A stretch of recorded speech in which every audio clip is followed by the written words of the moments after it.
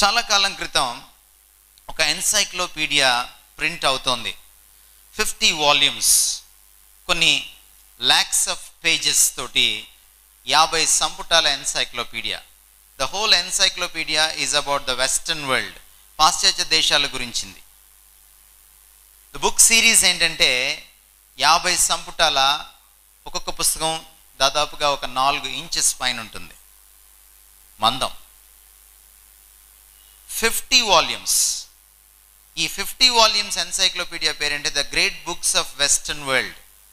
పాశ్చాత్య దేశాలకి సంబంధించిన సమాచారం అంతా అందులో పొందుపరిచారు. Science, history, archaeology or fashions, culture, whatever, ప్రపంచంలో ఏం జరిగింది, ఇన్వెన్షన్స్ ఏంటి, all the GK is there. Inauguration function జరుగుతుంది. ఎడిటర్ గారు కూడా పైన కూర్చున్నారు. And editor was a very eminent man. His name was Mortimer యాడ్లర్.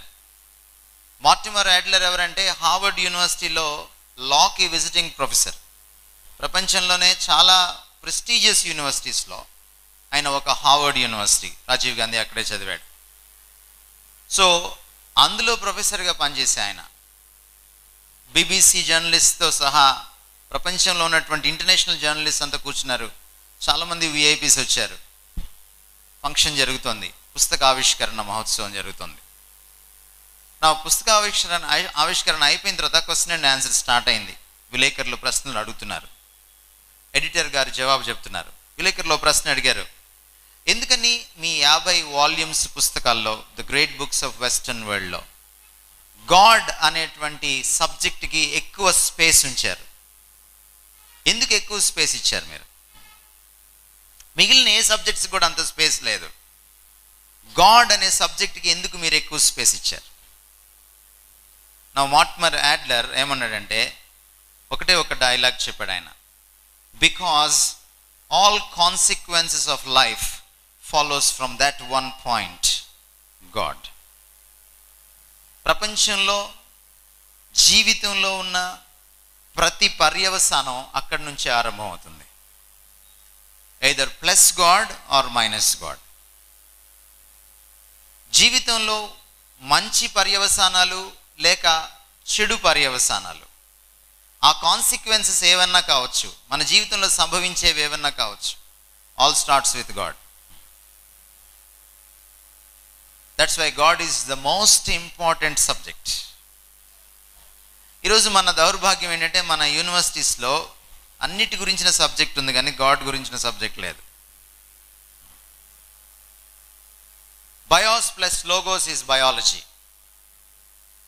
బయోస్ అంటే జీవం గ్రీక్లో, లోగోస్ అంటే study. The study of life is biology. Geos plus logos is geology. Geos అంటే భూమి, భూమిని స్టడీ చేస్తుంది, జియాలజీ అయింది. Anthropos plus logos is anthropology. Anthropos అంటే మనిషి. ఈరోజు ఎవ్రీ సబ్జెక్ట్ ఉంది మనకి యూనివర్సిటీలో, కాలేజ్లో. బట్ లేని సబ్జెక్ట్ ఏంటంటే గాడ్. అందుకే మనం ఇట్లా ఏడిసాం. బైబిల్ ఏం చెప్తుందంటే if the knowledge of God is not there then మీ జీవితం నాశనం అయిపోతుంది. సామెతల గ్రంథం 28వ అధ్యాయం 19వ వచనంలో ఉన్న మాట ఏమిటంటే దేవోక్తి లేని ఎడల జనులు కట్టు లేక తిరుగుదురు. Where there is no vision or knowledge of God people perish. కాబట్టి జీవితంలో అత్యంత ప్రాముఖ్యమైన సబ్జెక్ట్ ఏంటంటే గాడ్. అండ్ మన ఇండియాలో మనకు అత్యంత లీస్ట్ సబ్జెక్ట్ ఏంటంటే గాడ్. అందుకనే మనం ఇంకా వెనకబడే ఉన్నాం. థ్యాంక్ గాడ్ ఇలాంటి రిట్రీట్స్కి మీరు రావడం చాలా గొప్ప విషయం. మీరు కాలేజీలో యూనివర్సిటీల్లో చదవలేని సబ్జెక్ట్ని ఈరోజు ఇక్కడ చదువుతారు మీరు. అందుకనే మేధావులు ఏమన్నారంటే లాంగ్ బ్యాక్, చాలా కాలం క్రితం ఏమన్నారంటే థియాలజీ అంటే theos plus logos, the study of God is theology. Theology is the queen of sciences అన్నారు. అది విజ్ఞాన శాస్త్రాలకే రాణి అన్నారు. అది మీకు ఈరోజు అర్థమవుతుంది. why the study of God is the most important study among all the studies in the university.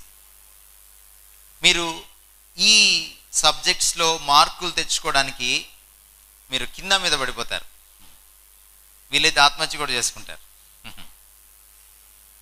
కానీ దేవుడు నాకు అర్థం కాలేదని ఎవడు కింద మీద పడలా. దేవుణ్ణి అర్థం చేసుకునేటువంటి సబ్జెక్ట్లో 10/10 రావడానికి ఎవడు ప్రయత్నం చేయట్లా. అదే మన దౌర్భాగ్యం. ఒకవేళ దేవుడు నిజంగా ఉంటే, ఆ దేవుడు మీ జీవితానికి కర్త అయితే, ఆ దేవుణ్ణి మీరు తెలుసుకోలేకపోతే మీ జీవితాన్ని ఎప్పటికీ మీరు తెలుసుకోలేరు. ఒకవేళ జీవితంలో దేవుడు లేకపోతే, ప్రపంచం వెనక దేవుడు లేకపోతే ఆయన తెలుసుకోవాల్సిన పని లేదు, దేవుడు మనకు అవసరం లేదు. గౌతమ బుద్ధుడిని అడిగారు, నువ్వు చాలా విషయాలు చెప్పావు, దేవుడి గురించి ఎప్పుడు మాట్లాడలేదు ఏంటి అని అడిగారు. ఈయనకి పాపం లేటుగా వెలిగింది. గౌతమ బుద్ధుడికి పెళ్ళయింది, పిల్లలు పుట్టారు. ఓ రోజున మరి బాధ వేసిందో ఏమైందో తెలియదు. జనరల్గా పెళ్ళైన తర్వాత విషాదం ఉంటుంది. సో వెళ్ళాడు, చెట్టు కింద కూర్చున్నాడు. ఆయనకి అప్పుడు వెలిగింది బల్బు. బుద్ధ అంటే ఏంటంటే వెలిగింపబడినవాడు, అంటే లేటుగా వెలిగిందనమాట. బుద్ధుడు ఏమన్నాడంటే, దేవుని గురించి ఆలోచించాల్సిన అవసరం లేదు, అది పెద్ద ప్రయోజనకరమైంది కాదన్నాడు. ఈరోజు మీరు చూస్తారు బుద్ధ రైట్ ఆర్ రాంగ్ అనే సంగతి మీకు అర్థమవుతుంది. ఈ రోజున నిజంగా దేవుని గురించి ఆలోచించడం ప్రయోజనకరమైన విషయం కాదా? దానివల్ల మనకేం గిట్టుబాటు లేదా? దానివల్ల మనకేం లాభం లేదా? Is God such an unimportant subject? అంత అన్ఇంపార్టెంట్ సబ్జెక్టా అది? మనం ఈ రోజున చూడబోతున్నాం. దేవుని గురించి ఆలోచన చేయాలంటే మనం ముందు జనరల్గా ఆలోచన చేయాలి. స్టీఫెన్ హాకింగ్స్ ఎంతమందికి పరిచయం? ఎంతమందికి తెలుసు? చాలా తక్కువ మందికి తెలుసు. అంటే మీరు కనీసం ఈనాడు, సాక్షి కూడా చదవట్లేదు. మన బ్యాచ్ ఏంటంటే సీకే బ్యాచ్, జీకే బ్యాచ్ కాదు. అంటే మనకి సినిమా నాలెడ్జ్ ఎక్కువ, జనరల్ నాలెడ్జ్ తక్కువ, అందుకే ఉద్యోగాలు రావట్లేదు. మనము కాంపిటేటివ్ ఎగ్జామ్స్కి, బ్యాంక్స్కి, గ్రూప్స్కి అప్పుడు మనం జీకే పట్టుకుంటాం. అప్పుడు దాకా జీకే తెలియదు మనకి. రోజు పేపర్ చదివితే జీకే వస్తుంది, దానికి కోచింగ్కి వెళ్ళక్కర్లా, డబ్బులు వదిలించుకోక్కర్లా. రోజు పేపర్ చదవండి చాలు, ఉద్యోగాలు వస్తాయి. భాష వస్తుంది, ఇంగ్లీష్లో చదవండి, ఇంగ్లీష్ భాష వస్తుంది, జీకే కూడా వస్తుంది. మనం ఏం చేస్తామంటే చిన్నప్పటి నుంచి పేపర్ చదవం, డిగ్రీ అయిపోయిన తర్వాత, పీజీ అయిన తర్వాత అప్పుడు జీకే చెప్పించుకోవడానికి పెన్సిల్ పేపర్ పట్టుకొని మళ్ళీ కూర్చుంటాం, ఒకటో తరగతిలో కూర్చున్నట్టు. That is our problem. అందుకే మీకు స్టీఫెన్ హాకింగ్స్ తెలియదు. స్టీఫెన్ హాకింగ్స్ ఈరోజు ఇంకా బ్రతికే ఉన్నాడు. ప్రపంచంలో ఆల్బర్ట్ ఐన్స్టైన్ తర్వాత బహుశా అంత పెద్ద మేధావి అని పేరుగాంచినవాడు. స్టీఫెన్ హాకింగ్స్ గొప్పతనం ఏంటంటే ఆయన కాంప్లెక్స్ సైన్స్ సబ్జెక్ట్స్ని చాలా సింపుల్ భాషలో మామూలు వాళ్ళ కోసం పుస్తకాలు రాస్తున్నాడు. అయితే ఆయనకు రాయడానికి ఈ తల కింద మెడ భాగం నుంచి పాదాల దాకా బాడీ పనిచేయదు. ఆయనకి పుస్తకాలు రాయలేడు.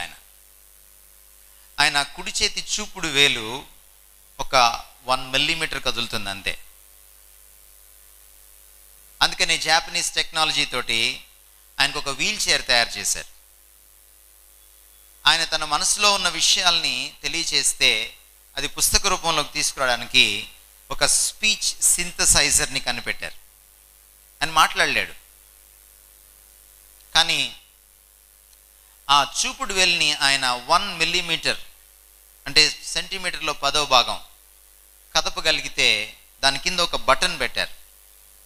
ఆ బటన్ ద్వారా ఆయన తన మనసులో ఉన్నటువంటి ఆ అద్భుతమైన జ్ఞానాన్ని కంప్యూటర్కి చేరవేస్తాడు. జస్ట్ బటన్ని ప్రెస్ చేయడం వల్ల రకరకాలుగా కంప్యూటర్ ఆయన మనసులో ఉన్న భావాల్ని ఓ పుస్తక రూపంలోకి తీసుకొస్తుంది. ఆ తర్వాత దాన్ని ఎడిట్ చేసి బయటకు తీసుకొస్తున్నారు. ఈరోజు ప్రపంచంలో ఉన్నటువంటి అద్భుతమైన మేధావుల్లో స్టీఫెన్ హాకింగ్స్ ఒకడు. స్టీఫెన్ హాకింగ్స్ మొట్టమొదటి పుస్తకాన్ని కొన్ని సంవత్సరాల క్రితం రాశాడు.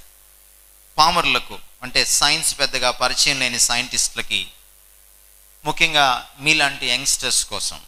ఆ పుస్తకం పేరు the brief history of time.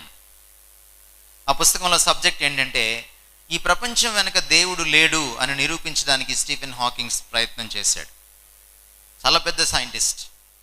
Theoretical ఫిజిక్స్లో ఆయన ఈరోజు కొట్టిన సైంటిస్ట్ లేడు. అంత గొప్ప సైంటిస్ట్. తన భార్య క్రిస్టియన్, ఆయనకి ఇంకా సేవ చేస్తూనే ఉంది, కానీ అతను ఇంకా క్రిస్టియన్ అవ్వలేదు, దేవుణ్ణి నమ్మలేదు. ఇటీవల కూడా ఆయన యూనివర్స్ మీద మళ్ళీ పుస్తకం రాశాడు, అందులో కూడా దేవుడు లేడని చెప్పాడు. బట్ ఈ స్టీఫెన్ హాకింగ్స్ ఒకసారి అన్న మాట ఏంటో మీకు నేను పరిచయం చేస్తాను. The whole history of science has been the gradual realization that events do not happen in an arbitrary manner, but that they reflect a certain underlying order which may or may not be divinely inspired. ఈ ప్రపంచాన్ని మనం చూసినప్పుడు ఒక క్రమం కనపడుతుంది. ఎవరో design చేశారు అన్న భావన కలుగుతుంది. అంత అద్భుతమైన డిజైన్ ఆర్డర్ ఈ ప్రపంచంలో ఉంది. అంత మాత్రం చేత దేవుడు ఉన్నాడని చెప్పలేం అంటాడు స్టీఫెన్ హాకింగ్స్. ఆల్బర్ట్ ఐన్స్టీన్, బహుశా ఈయన బుర్ర ఇంకా అర్థం కాలేదు ప్రపంచానికి.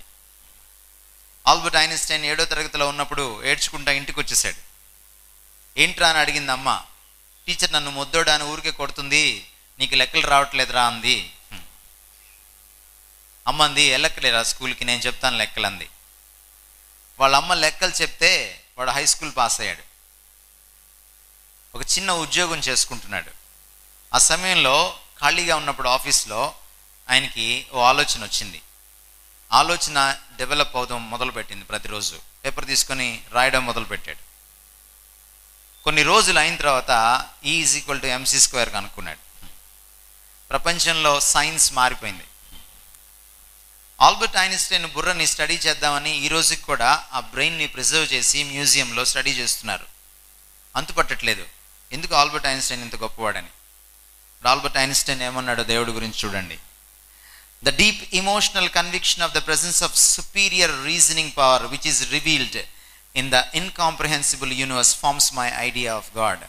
ఈ ప్రపంచాన్ని చూసినప్పుడు దీంట్లో అద్భుతమైనటువంటి రీజనింగ్ పవర్ ఉంది, ఒక లాజిక్ ఉందని నాకు అర్థమవుతుంది. దాని వెనక ఒక లాజిషియన్ లేకుండా, లాజిక్ తెలిసినవాడు లేకుండా, రీజనింగ్ ఉన్నవాడు లేకుండా, రీజనింగ్ పవర్ ఈ ప్రపంచంలోకి ఎలా వచ్చింది? ఇదే దేవుడి గురించిన ఆలోచన నాకు పుట్టించింది. This forms the idea of God. అందుకనే నేను దేవుణ్ణి నమ్ముతున్నాను అన్నాడు. మహాత్మా గాంధీ అర్థం కాకుండా మాట్లాడాడు దేవుడి గురించి.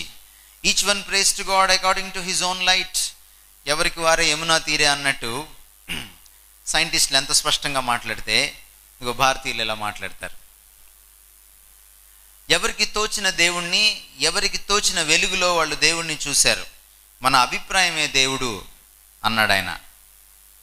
ఫ్రెడరిక్ నీచే, అడాల్ఫ్ హిట్లర్, ప్రపంచాన్ని గడగడలాడించిన నియంత గురువు, ఈయనకు ఏకలవ్య శిష్యుడు. ఆయన ఇంకొంచెం ముందుకెళ్ళి అన్నాడు, అబే దేవుడు లేడని నేను అన్ను, ఉన్నాడని నేను అన్ను, కానీ ఉన్నాడేమో ఒకప్పుడు, కానీ ఇప్పుడు చచ్చాడు అని అన్నాడు. దీన్ని పట్టుకున్నాడు అడాల్ఫ్ హిట్లర్. దేవుడు చచ్చిపోయాడు కాబట్టి ఆ సీట్ ఖాళీగా ఉంది, నేను ఆ సీట్లోకి వెళ్ళాలి, నేనే దేవుడిని అవ్వాలి అని నియంతగా మారిపోయాడు. అత్యంత కిరాతకమైన నియంతగా మారిపోయాడు. చివరికి ఆత్మహత్యకు దారితీసింది. కార్ల్ మార్క్స్ కమ్యూనిజాన్ని స్థాపించిన వాడు దేవుణ్ణి నమ్మలేదు. అందుకనే దేవుణ్ణి నమ్మడం అనేది ఒక మత్తు, అదొక మైకం అని అన్నాడు. మతం ఒక మత్తు మందు అని అన్నాడు. Religion is the opiate of the masses. Charles Darwin దేవుడు లేడు అనడానికి ఈరోజు ఆధారాలు లేకపోతే 19వ శతాబ్దంలో ఓ పుస్తకం రాశాడు చార్ల్స్ డార్విన్ హడావిడిగా. ఎందుకంటే ఆయన కనుక్కున్న ఈ విషయాలను అంతకంటే ముందు ఇంకొక ఆయన రీసెర్చ్ చేశాడు. ఆయన ఎక్కడ పుస్తకం అచ్చువేసేస్తాడోనని హడావిడిగా తప్పులు తడకలతోటి ఆయన పుస్తకాన్ని అచ్చువేశాడు. ఆ పుస్తకంలోనే ఆయన ఈ మాటలు చెప్పాడు. ఏమన్నాడంటే, ఈ పాత నిబంధన బైబిల్లో ఉన్నటువంటి దేవుణ్ణి చూస్తూ ఉంటే అదేదో ఒక పురాణంలాగా ఉంటుంది. హైందవ పురాణాలకు బైబిల్లో ఉన్న దేవుడికి పెద్ద తేడా ఏం లేదు, కాబట్టి అంత నమ్మాల్సిన పనేం లేదు. అది చరిత్ర కాదు అని అన్నాడు. సిగ్మండ్ ఫ్రాయిడ్, మనోవిజ్ఞాన శాస్త్రం సైకాలజీని స్థాపించినటువంటి సిగ్మండ్ ఫ్రాయిడ్ కూడా దేవుణ్ణి ఒప్పుకోలేదు. దేవుడు లేడు, దయ్యం లేదు, కాకపోతే మనం ఊహించుకున్నాం అలాగా. చిన్నప్పుడు నాన్నగారు పెద్దోళ్ళుగా ఉంటారు, మనం పెద్ద అయిన తర్వాత ఆ నాన్నగారు చాలా చిన్నగా కనపడతారు, అందుకనే మనకు పెద్ద నాన్నగారు కావాలి, అందుకనే ఆకాశంలో ఓ పెద్ద నాన్నని పెట్టేసుకున్నాం, ఆయనే దేవుడు, అంతే తప్ప ఊహే తప్ప దేవుడు లేడు అని అన్నాడు. మరి వీళ్ళ వాదనలో నిలబడతాయా? దేవుడు లేడని ఆరంభిద్దాం మనం ఈ రోజున. ఉన్నాడో లేదో తెలుసుకుందాం. దేవుడు లేడు అన్న స్టేట్మెంట్, దేవుడు ఉన్నాడు అన్న ఆపోజిట్ స్టేట్మెంట్, ఈ రెండు స్టేట్మెంట్స్లో ఏది ఇవ్వడం సులభం?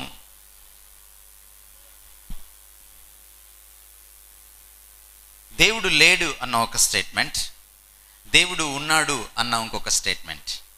ఈ రెండిట్లో ఏది చెప్పడం సులభం?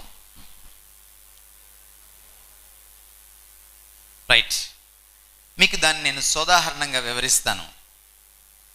సపోజ్ మీరు మీ రూమ్ తాళం వేసేసి ఇంటికి వెళ్ళిపోయారు సెలవులకి, దసరా హాలిడేస్కి. మళ్ళీ వచ్చి తలుపు తీస్తుంటే, తాళం తీస్తుంటే పక్కింటి ఆంటీ వచ్చి, బాబు ఇందాకే ఒక పాము లోపలికి వెళ్ళడం చూశాను, జాగ్రత్త అని చెప్పింది అనుకోండి. మీ రూమ్లో మీరు ఎలా ఎతుకుతారు?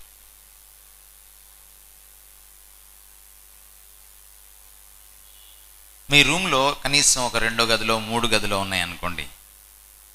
వంటింట్లో సామాన్ ఉంది, బెడ్రూమ్లో మంచం ఉంది, మీ బ్యాగ్స్ ఉన్నాయి, సూట్ కేసులు ఉన్నాయి, మీ పుస్తకాలు ఉన్నాయి, మీ రైటింగ్ ప్యాడ్ ఉంది, మీ చైర్ ఉంది. ఇంజనీరింగ్ స్టూడెంట్స్ అయితే మీ డ్రాఫ్టర్ ఉంది, డ్రాఫ్టర్కి కూడా ఒక సంచి ఉంటుంది, అది కూడా మీరు వదిలిపెట్టరు, అందులో దూరిందేమో అని చూస్తారు. Am I right? ఆ రాత్రి మీరు ఎలా ప్రశాంతంగా పడుకుంటారు? ఇంట్లో సామాన్ అంతా బయటేసి, ఎక్కడ పాము లేదని తెలుసుకున్న తర్వాత, నిర్ధారించుకున్న తర్వాతనే పడుకుంటారు మీరు. Yes or no? ఏదైనా ఒక చిన్న ప్లేస్ని వెతకకుండా వదిలేస్తారా? వదలరు. 3 గదుల్లో పాము లేదు అని చెప్పాలంటే 3 గదుల్లో ప్రతి మూల వెతకాలి. Yes or no? 3 గదుల్లో మొత్తం వెతికిన తర్వాత ఇక వెతకని ప్లేస్ అంటూ మిగిలినప్పుడు పాము లేదనుకొని అప్పుడు మీరు ఊపిరి పీల్చుకుంటారు. అయినా ఓ చిన్న అనుమానం ఎక్కడో ఉంటుంది, మధ్య మధ్యలో లేచి చూస్తుంటారు, అలారం అక్కర్లేదు ఆ రోజు రాత్రి మీకు. రైట్? ఒకవేళ ఆ పాము ఏలూరు పట్టణం మొత్తంలో లేదంటే ఎంత వెతకాలి?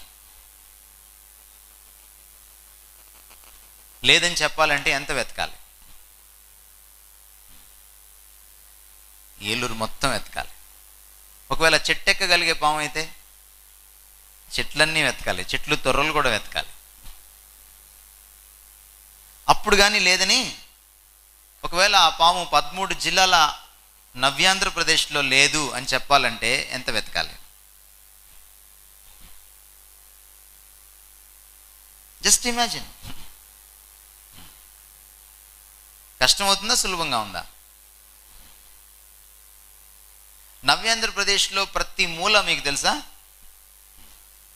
అంతా వెతికేసిన తర్వాత ఒకవేళ సముద్రంలోకి వెళ్ళిందేమో చూడాలి. am I right? అప్పుడే లేదనే స్టేట్మెంట్ మీరు ఖచ్చితంగా సైంటిఫిక్గా చెప్పగలరు. ఎందుకంటే మీరు సైంటిఫిక్గా ఆలోచిస్తారు కదా, అన్నీ మీకు రుజువులు ఉంటేనే కదా మాట్లాడతారు. మీరు చాలా లాజికల్ కదా.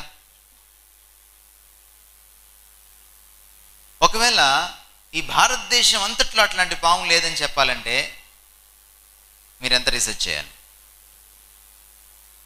మీ పరిశోధన పరిధి ఎంత పెరుగుతుంది? What is the scope of your research? Is it difficult or not? ఒకవేళ ఈ హోల్ యూనివర్స్లో అలాంటి పాము లేదని చెప్పాలంటే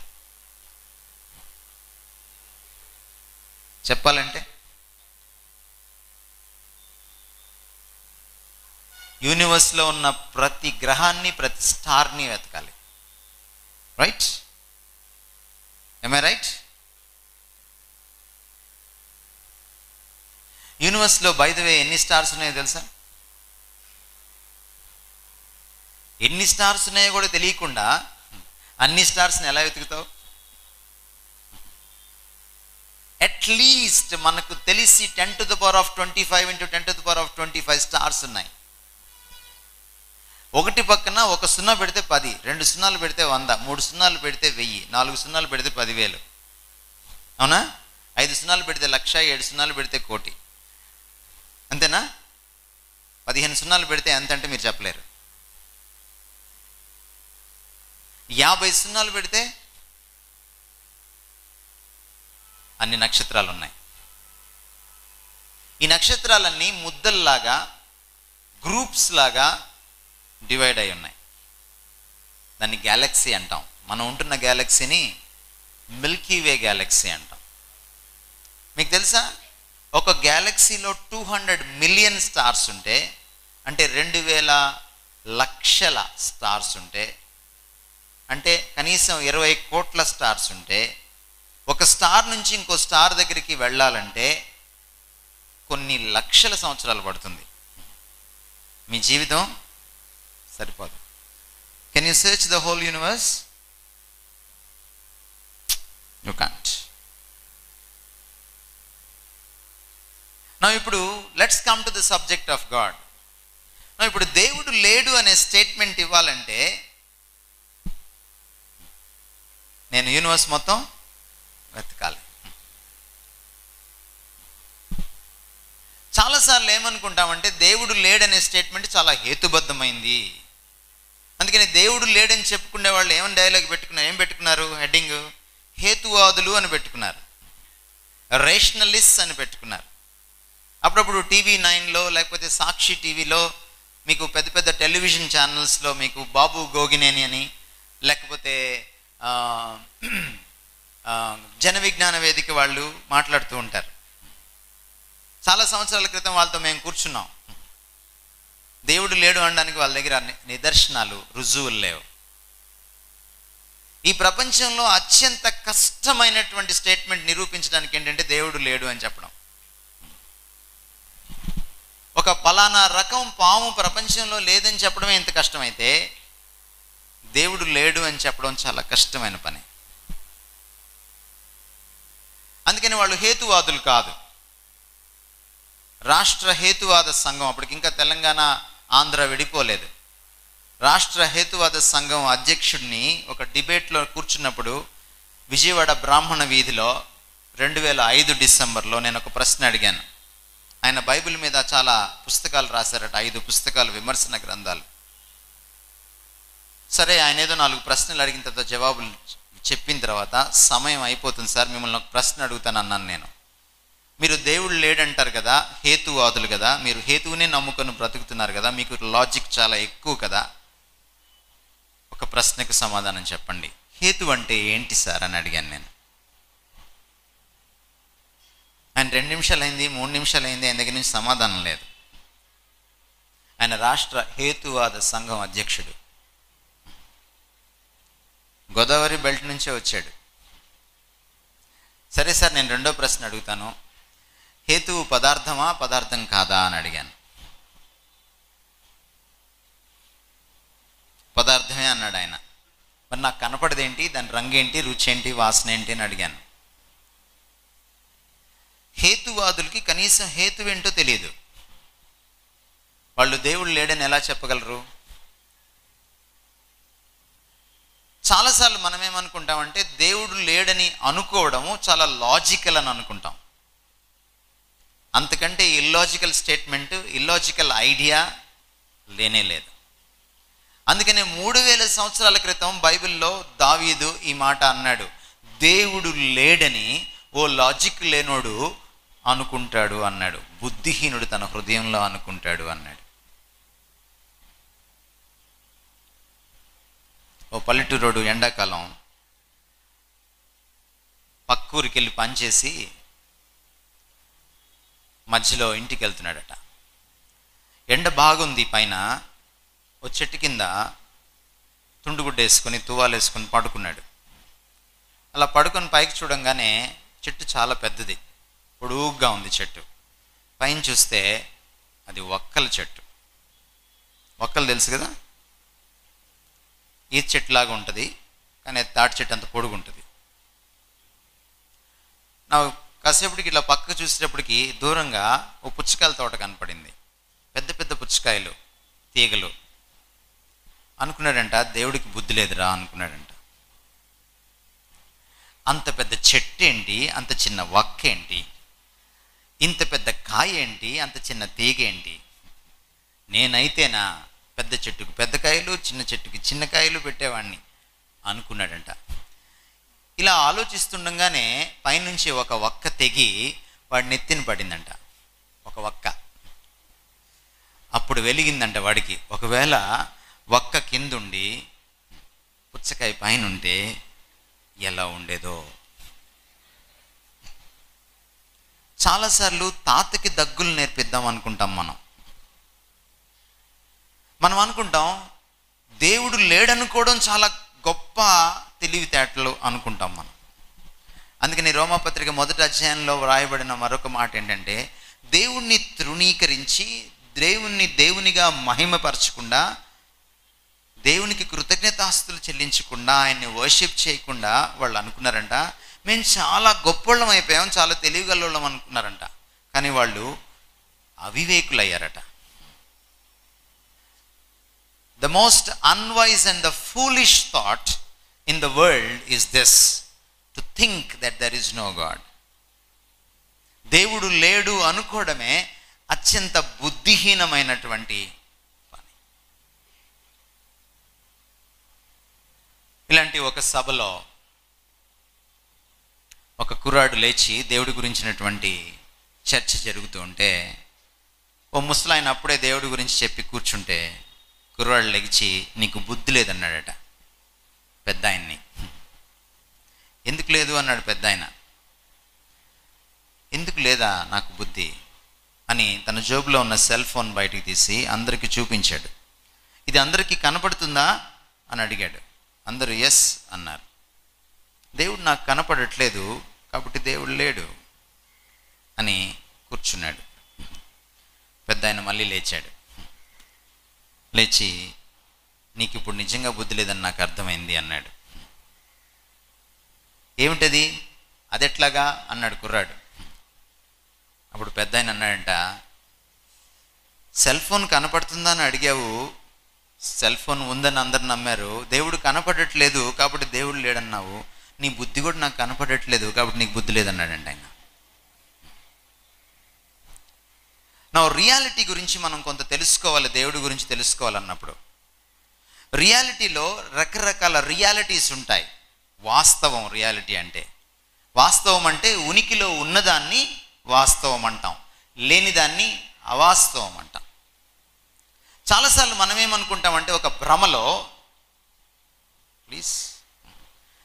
భ్రమలో మనం ఉంటాం. ఏంటంటే కంటికి కనిపించేదే రియాలిటీ అని మనం అనుకుంటాం. అదొక పెద్ద భ్రమ.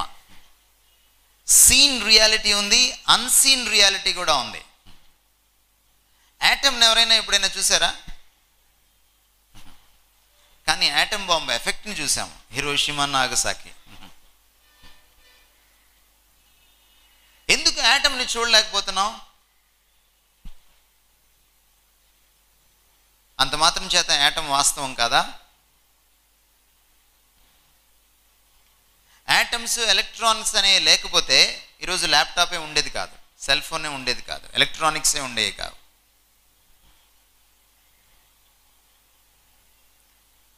కొన్ని రియాలిటీస్ని మనం చూడలేం, బట్ స్టిల్ దే ఎగ్జిస్ట్. అవి ఉన్నాయి ఉనికిలో. ఇది ప్రాథమిక సత్యం, రియాలిటీ గురించినటువంటి రియాలిటీ ఇది. కొన్ని రియాలిటీస్ ఉంటాయి, అవి కేవలం భౌతికమైనవి కాదు, భౌతిక తత్వం లేనివి, భౌతిక పదార్థం కానివి కూడా ఉంటాయి. ఉదాహరణకి మీ అమ్మ ఎంత రియలో మీ అమ్మగారి ప్రేమ అంత రియల్. ఒప్పుకుంటారా? ఎవరైనా చెప్తారా మా అమ్మ ప్రేమ రియల్ కాదని? చేయెత్తుతారా ఎవరైనా? ఉన్నారు అలాంటి వాళ్ళు ఎవరైనా? అలాంటి స్టార్ మహిళ కానీ, అలాంటి మగధీర కానీ ఇక్కడ ఎవరైనా ఉన్నారా? నో. నువ్వు చెయ్యెత్తలేనంత రియాలిటీ మీ మమ్మీ లవ్. కానీ నేను నిన్ను అడిగాను అనుకోండి సైంటిఫిక్గా, మీ మమ్మీ లవ్ కలర్ ఏంటని, కెన్ యూ టెల్ మీ? పోనీ మీ మమ్మీ లవ్ వెయిట్ ఎంత, ఎన్ని కేజీలు అని అడిగితే చెప్పగలరా? No, you can't. ఎందుకు చెప్పలేరు? అది పదార్థానికి సంబంధించింది కాదు. పదార్థానికి కొన్ని ప్రాపర్టీస్ ఉంటాయి. ఆ ప్రాపర్టీస్ని మనం పంచేంద్రియాల ద్వారా అనుభవిస్తాం, తెలుసుకుంటాం, 5 సెన్సెస్ ద్వారా. కానీ కొన్నిటిని 5 సెన్సెస్ ద్వారా తెలుసుకోలేం. మీ మమ్మీ లవ్ కూడా అలాంటిదే. Suppose if God is a reality of physics, మనం ఫిజికల్గా దేవుణ్ణి తెలుసుకోవచ్చు, తాకి చూడొచ్చు, కళ్ళతో చూడొచ్చు, ఆయన రంగు ఏంటో తెలుసుకోవచ్చు, ఆయన షేప్ ఏంటో తెలుసుకోవచ్చు, హైట్ ఏంటో వెయిట్ ఏంటో కూడా తెలుసుకోవచ్చు. సపోజ్ దేవుడు అన్సీన్ రియాలిటీ అయితే ఎఫెక్ట్స్ మాత్రమే తెలుసుకోగలం. కాబట్టి దేవుడిని నాకు చూపించు అప్పుడే నేను నమ్ముతానని అనడానికి వీలు లేదు. యాటమ్ కనపట్లేదు కాబట్టి యాటమ్ బాంబు పేలినప్పుడు అక్కడే ఉంటాను, చూసిగా నమ్మనంటే నువ్వు ఉండవు తెలుసుకోవడానికి. కొన్ని అనుభవించి తెలుసుకోలేం, కొన్ని అర్థం చేసుకొని తెలుసుకోవాలి. సైనైడ్ ఎలా ఉంటుందో తెలుసుకోవాలని చాలామంది ప్రయత్నం చేశారు. ఒక్క స్ట్రోక్ కూడా పేపర్ మీద రాయలేకపోయారు చచ్చిపోకముందు. సైనైడ్ లేదా? అలాగనే సైనైడ్ విషయం కాదా? అన్నీ అనుభవించి తెలుసుకోలేవు, అర్థం చేసుకోవడానికి ప్రయత్నిస్తే తెలుసుకుంటావు. ఈరోజు దేవుణ్ణి కూడా ఇక్కడ నేను ఒక అద్భుతాలు చేసి కుంటోళ్ళని లేపట్లా, గుడ్డోళ్ళ కళ్ళు తెరవట్లా, కానీ మీ గుడితనాన్ని మాత్రం ఈరోజు తెరుస్తా. Think about God. ఈరోజు జనరేషన్తో సమస్య ఏంటంటే ఫీలింగ్ ఎక్కువ, థింకింగ్ తక్కువ. అందుకనే ఫీల్ మై లవ్ అన్నారు కానీ థింక్ మై లవ్ అనలేదు. నువ్వు ఫీల్ అయ్యి చివరికి ఆ ఫీలింగ్ ఫ్యాక్ట్ కాదని తెలుసుకుంటేడికి మోసపోతావు.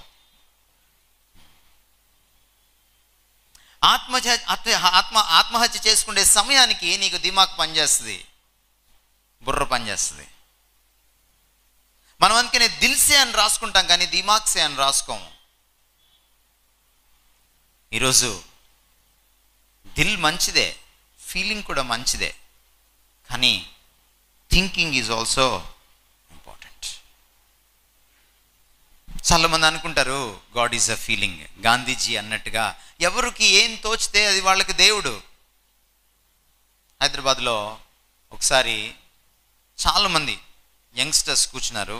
హైదరాబాద్లో కొంచెం పాష్గా ఉంటారు, వాళ్ళ కల్చర్ డిఫరెంట్, చాలా హైఫై కాలేజ్ నుంచి వచ్చారు.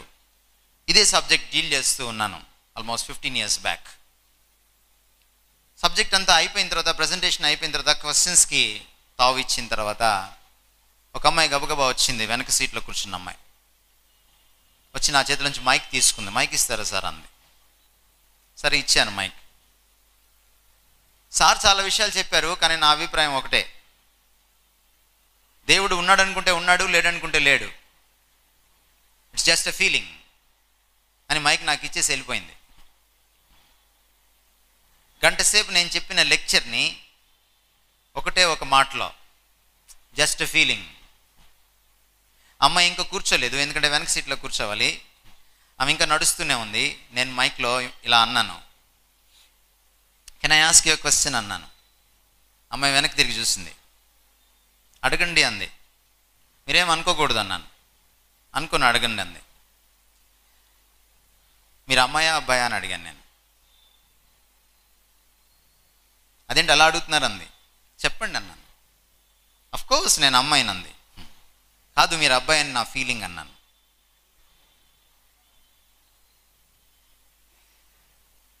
ఒకవేళ నేను మీరు అబ్బాయి అని ఫీల్ అయితే మీరు అబ్బాయి అయిపోతారా అని అడిగాను. మీకేమో మీరు అమ్మాయి అన్న ఫీలింగ్, నాకేమో మీరు అబ్బాయి ఏమో అన్న ఫీలింగ్. ఈ రెండు ఫీలింగ్లలో ఏది కరెక్టో తెలుసుకోవాలంటే ఎక్కడికి వెళ్ళాలి? ఫ్యాక్ట్ దగ్గరికి వెళ్ళాలి.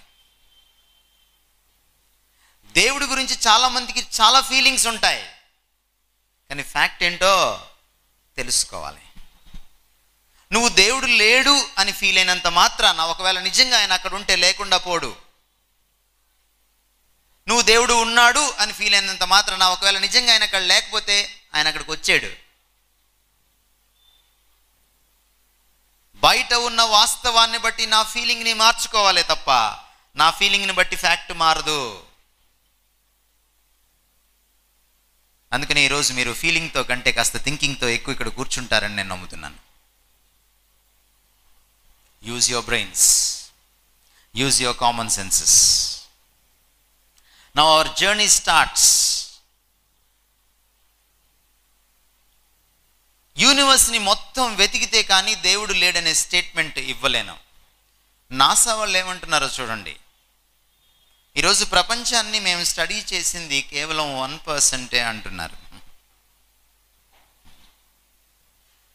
ఒకవేళ నాసా వాడు ప్రపంచాన్ని తెలుసుకుంది 1% అయితే నీకు తెలిసింది ఎంత?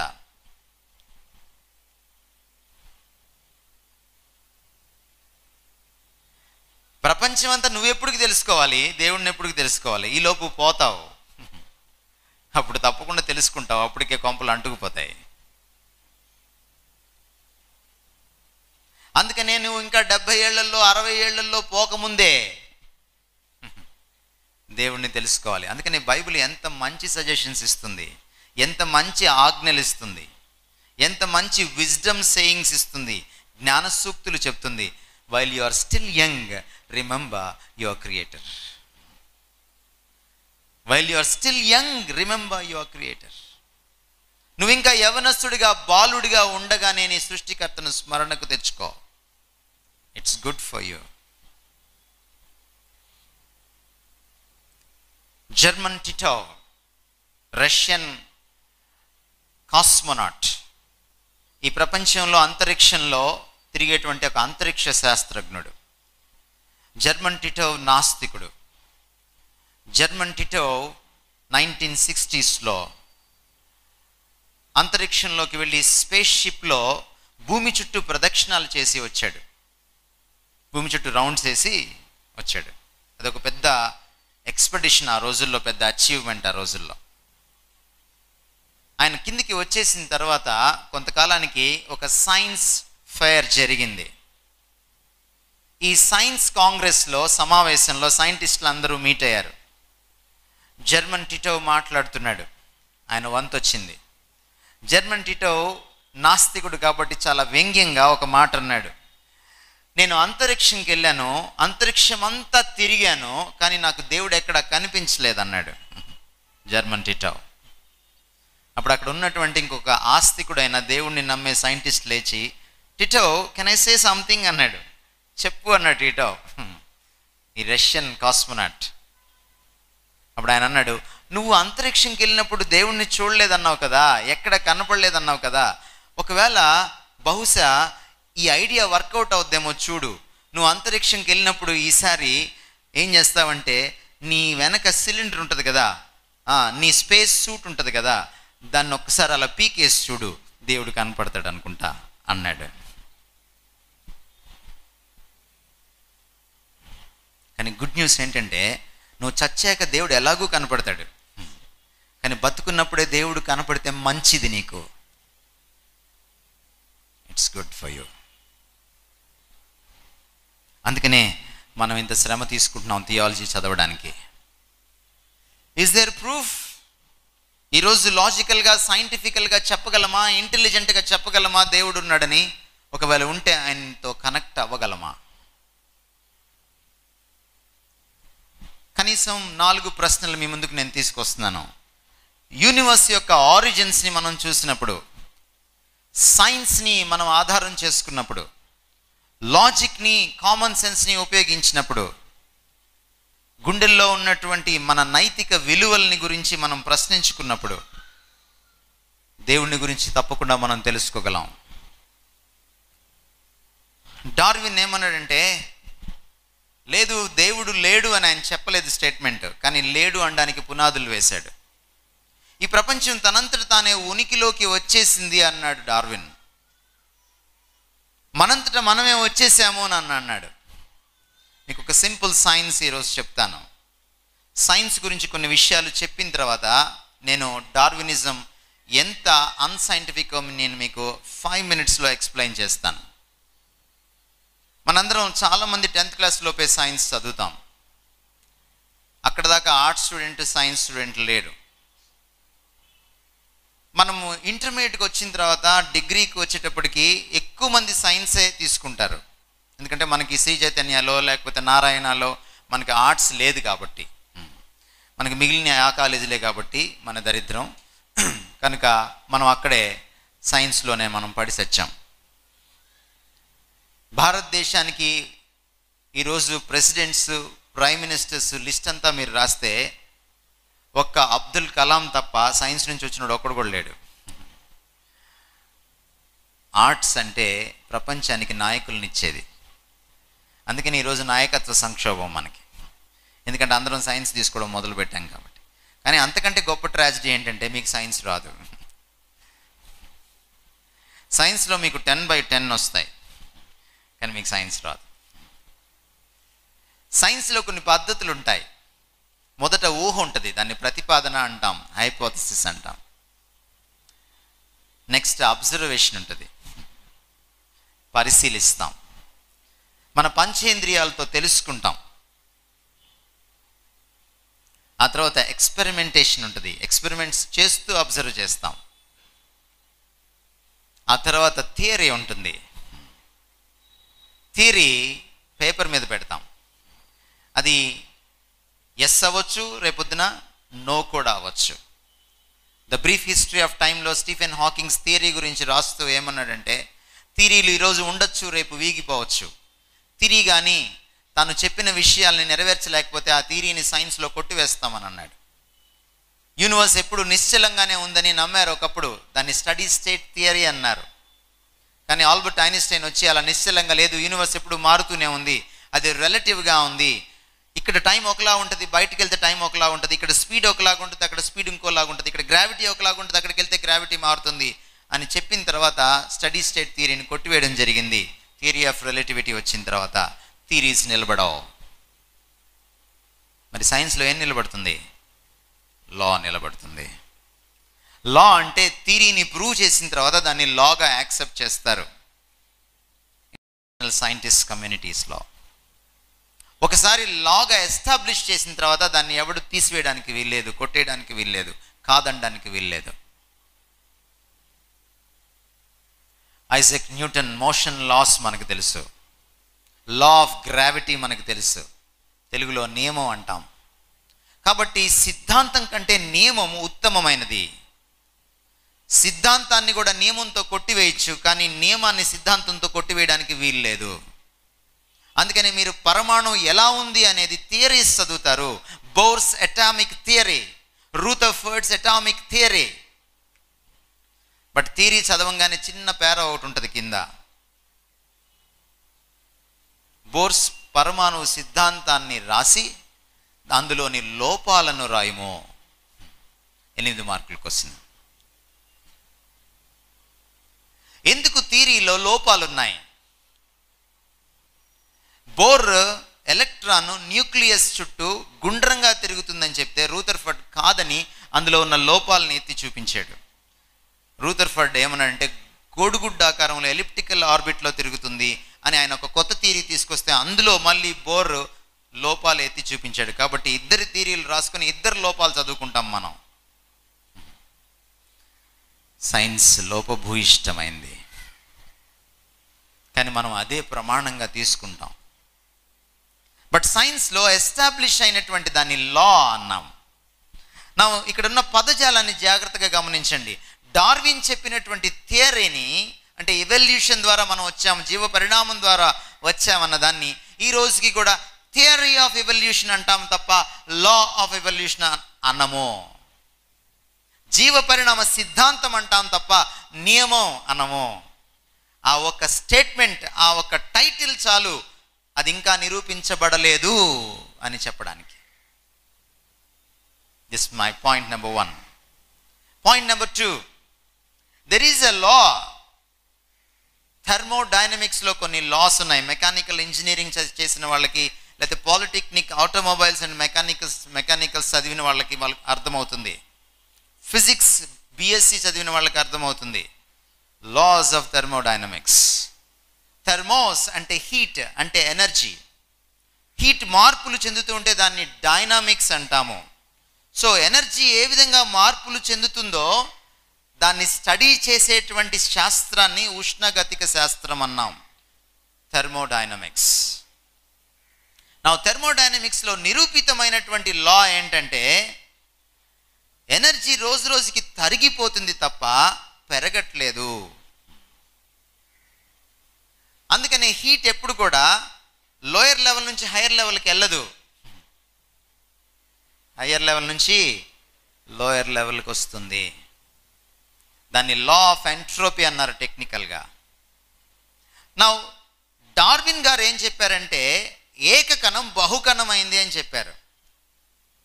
ఆ విధంగా పక్షులు, సరీసృపాలు, క్షీరదాలు, కోతులు, చింపాంజీలు, మనిషి వచ్చాడని చెప్పాడు. చాలా సింపుల్ లాజిక్, కామన్ సెన్స్ ఏంటంటే ఏకకణం బహుకణం అవ్వాలంటే ఎక్స్ట్రా ఎనర్జీ కావాలి. Yes or no? బయట నుంచి ఎక్స్ట్రా ఎనర్జీ రాదు. ఫస్ట్ లా ఆఫ్ థర్మోడైనమిక్స్ ఏం చెప్తుందంటే the total sum of energy available in the universe is constant. ఈ ప్రపంచంలో మొత్తం అవైలబుల్గా ఉన్నటువంటి matter and energy created nor be destroyed. కొత్తగా మ్యాటర్ని సృష్టించను లేవు, అలాగని ఉన్న మ్యాటర్ని నాశనం చేయను లేవు. మరి ఎక్స్ట్రా ఎనర్జీ ఎక్కడి నుంచి వచ్చింది? డార్విన్ జవాబు చెప్పలేకపోయాడు. డార్విన్స్ థియరీ ఆఫ్ ఎవల్యూషన్ యొక్క ప్రాసెస్, ప్రక్రియ లాస్ ఆఫ్ థర్మోడైనమిక్స్ సంబంధించిన ప్రక్రియకు అభిముఖంగా, ఇన్వర్స్గా, ఆపోజిట్గా ప్రయాణం చేస్తుంది. కాబట్టి దిస్ ఈజ్ ఇంపాసిబుల్. బయట నుంచి మరొకడు ఎనర్జీ ఇస్తే తప్ప, సృష్టికర్త ఉంటే తప్ప అది సాధ్యం కాదు. It's not possible. కాబట్టి డార్విన్స్ థియరీ సైంటిఫికల్గా నిలబడదు ఈ రోజున.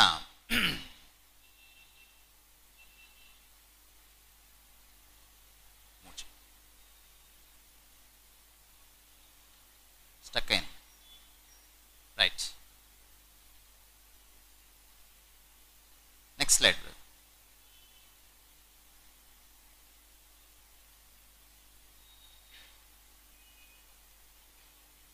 Next yeah,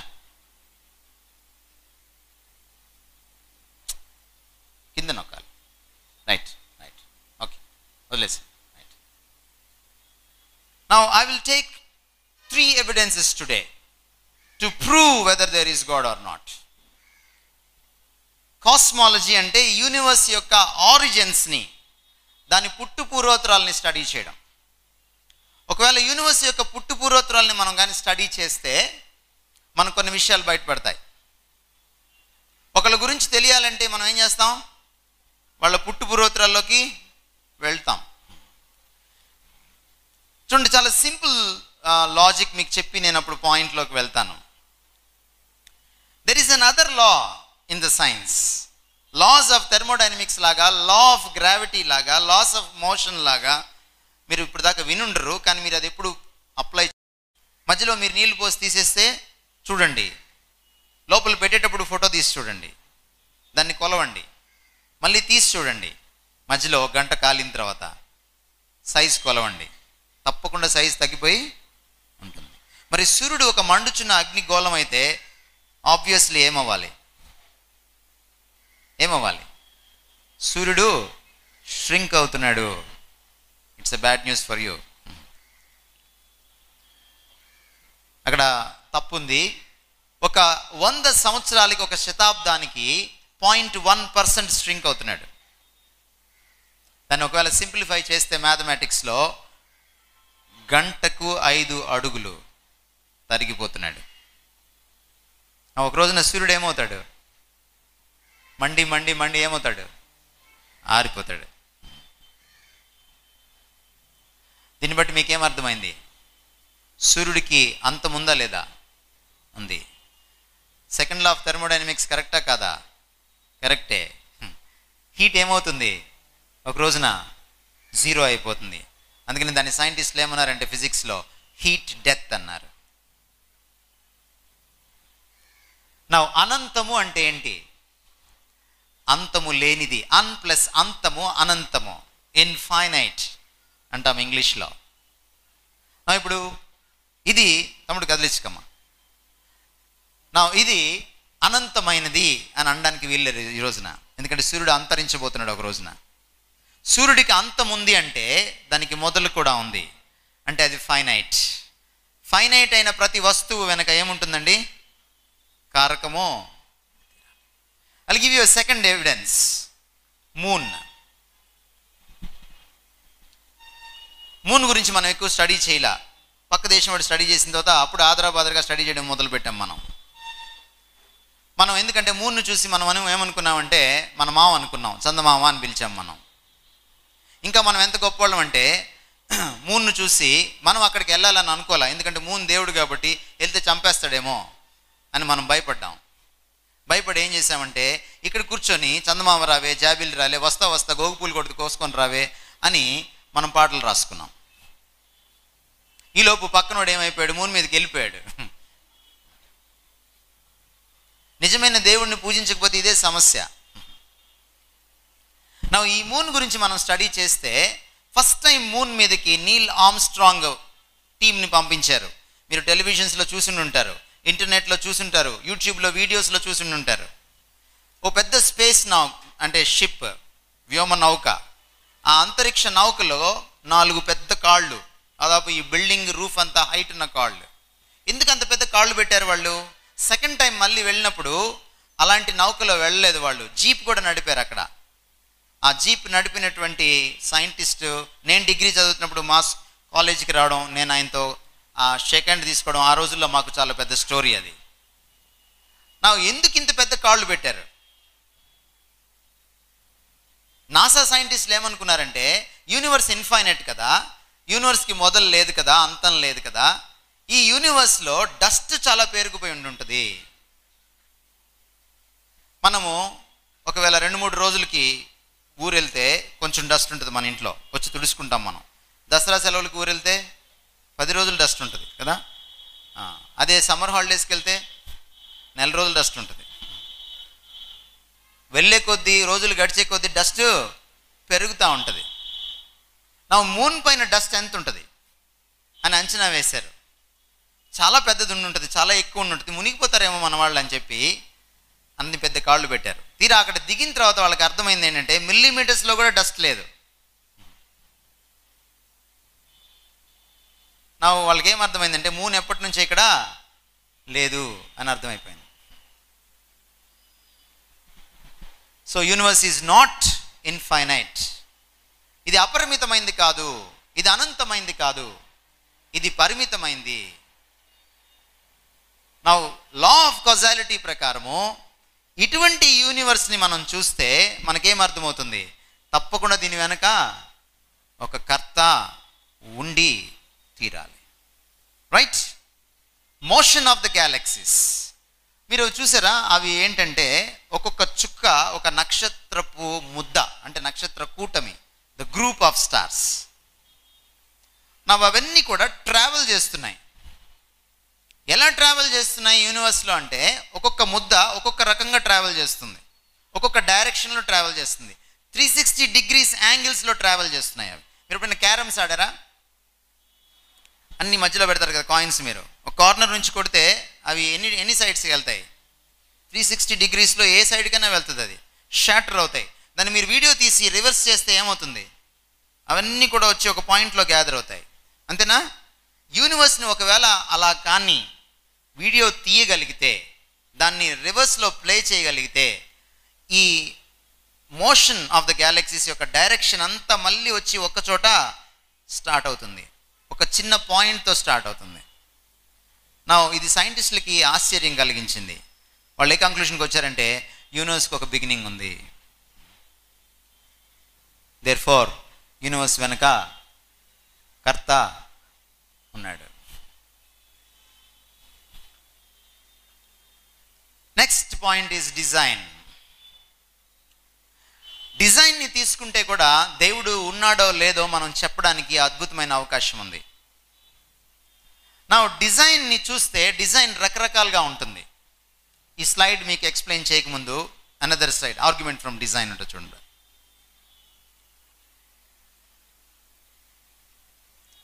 right. నా డిజైన్ పలు రకాలుగా ఉంటుంది. చూడండి, యూనివర్స్లో ఉన్న డిజైన్ చూసారా? ఇది is it a design or not? ఎవరైనా కాదనే వాళ్ళు ఉన్నారా? Now what is that? What is that? గుర్తుపట్టగలరా? ఏ గ్రహం అది? భూగ్రహం. ఎలా చెప్పగలరు మీరు? చెప్పాలి. మూన్ ఉంది చుట్టూ కదా, రైట్. వీడియో తీసి రివర్స్ చేస్తే ఏమవుతుంది? అవన్నీ కూడా వచ్చి ఒక పాయింట్లో గ్యాదర్ అవుతాయి. అంతేనా? యూనివర్స్ని ఒకవేళ అలా కానీ వీడియో తీయగలిగితే, దాన్ని రివర్స్లో ప్లే చేయగలిగితే, ఈ మోషన్ ఆఫ్ ద గ్యాలక్సీస్ యొక్క డైరెక్షన్ అంతా మళ్ళీ వచ్చి ఒక్కచోట స్టార్ట్ అవుతుంది. ఒక చిన్న పాయింట్తో స్టార్ట్ అవుతుంది. నా ఇది సైంటిస్టులకి ఆశ్చర్యం కలిగించింది. వాళ్ళు ఏ కంక్లూషన్కి వచ్చారంటే, యూనివర్స్కి ఒక బిగినింగ్ ఉంది, దేర్ఫోర్ యూనివర్స్ వెనుక కర్త ఉన్నాడు. Next point is design. డిజైన్ని తీసుకుంటే కూడా దేవుడు ఉన్నాడో లేదో మనం చెప్పడానికి అద్భుతమైన అవకాశం ఉంది. నా డిజైన్ని చూస్తే డిజైన్ రకరకాలుగా ఉంటుంది. ఈ స్లైడ్ మీకు ఎక్స్ప్లెయిన్ చేయకముందు another slide, argument from design ఉంటుంది చూడండి.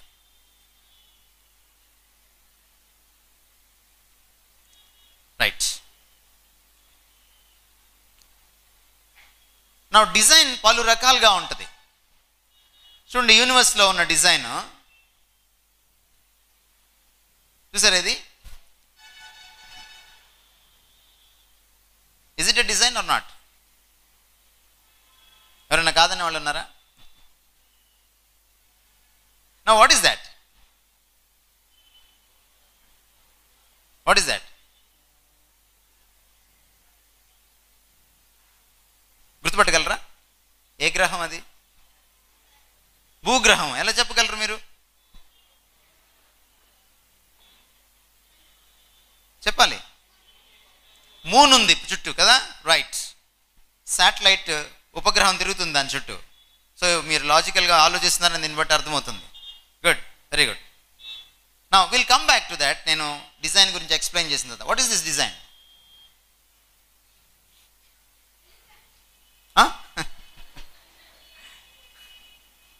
ఇది ఒక డెజర్ట్లో రాక్. ఈ డిజైన్కి ఒక మనిషి అక్కర్లేదు, ఒక శిల్పి అక్కర్లేదు, ఒక బుర్ర అక్కర్లేదు. గాలి, వాన, వరదలు, నీటి ఉధృతి వల్ల ఏర్పడిపోతుంది అది. ఇలాంటి రకరకాల రాళ్ళ డిజైన్స్ వస్తాయి, చాలా అందంగా కూడా కనపడతాయి. బట్ దీనికి బుర్ర అక్కర్లేదు. అవసరమా? నో. మరి దీనికి, ఈ డిజైన్కి ఈ డిజైన్కి ఏంటి తేడా?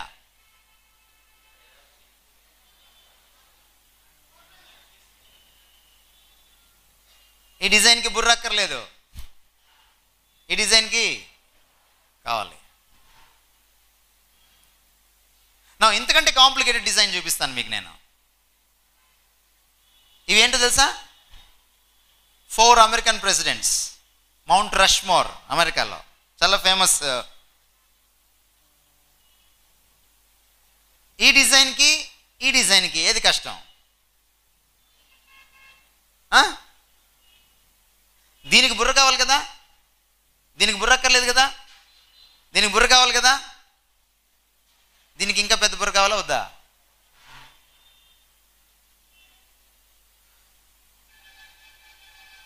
చాలామంది నేను అందంగా ఉన్నానని ఫీల్ అయిపోతూ ఉంటారు, వాళ్ళ కోసమే ఇది. జేమ్స్ బాండ్ క్యారెక్టర్స్లో the most handsome character Pierce Brosnan. It's the design of God. నువ్వు ఎప్పుడైనా అద్దం ముందు నుంచొని నేను చాలా అందగతిని అని అనుకుంటే ఒక్కటే ఒక జ్ఞాపకం చేసుకో, ఐఎమ్ గాడ్స్ డిజైన్. నీ గ్రేట్నెస్ కాదు, అందంగా పుట్టడం నీ చాయిస్ కానే కాదు. Please understand. కాబట్టి నీ అందాన్ని ఎరవేసి దేవుడికి వ్యతిరేకంగా నువ్వు ప్రవర్తించడానికి వీల్లేదు. God is the owner of your beauty.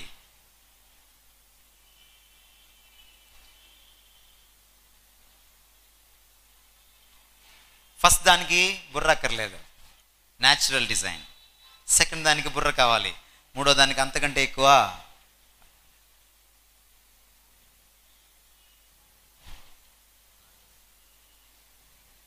Mona Lisa కదా, మొనాలిసా ఎందుకు ఎప్పుడు నవ్వుతూనే ఉంటుంది, ఏడవదు?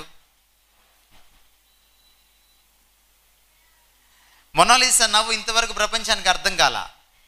గ్రేట్ డిజైన్ అన్నారు, గ్రేట్ పెయింటింగ్ అన్నారు. కానీ మొనాలిసాకి మీరు చెక్కల గిన్నెలు పెట్టండి, గిలిగింతలు పెట్టండి, నవ్వుద్దేమో? No. Now look at another painter, another creator. అది మొనాలిసా ఎవరు వేశారు? లియోనార్డో డా వించి, great creator of art.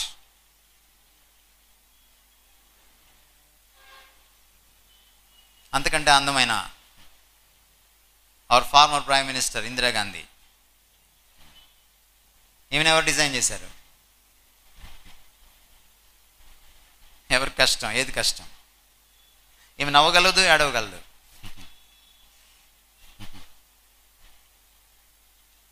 Painter అటు వెళ్ళొచ్చేటప్పటికి అక్కడి నుంచి లేచి వెళ్ళిపోగలదు కూడా. బట్ మొనాలిసా ఆ రూమ్లో ఎప్పుడు నువ్వు వచ్చినా అక్కడే ఉంటుంది. దేనికి ఎక్కువ బుర్ర కావాలి?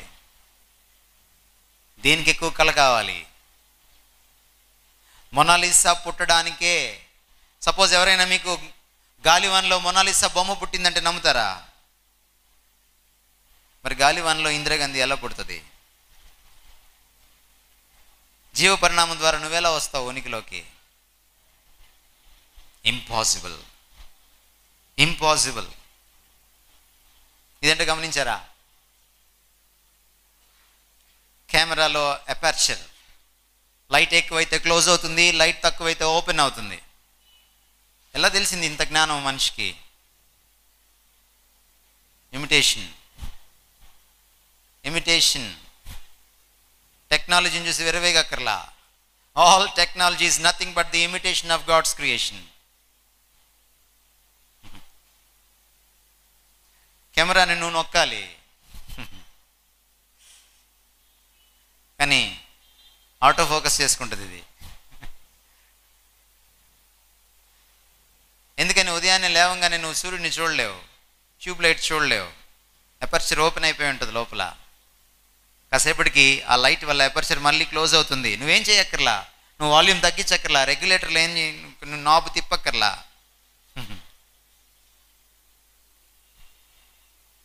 హ్యూమన్ ఐ, ఈ రెండిట్లో ఏది కష్టం?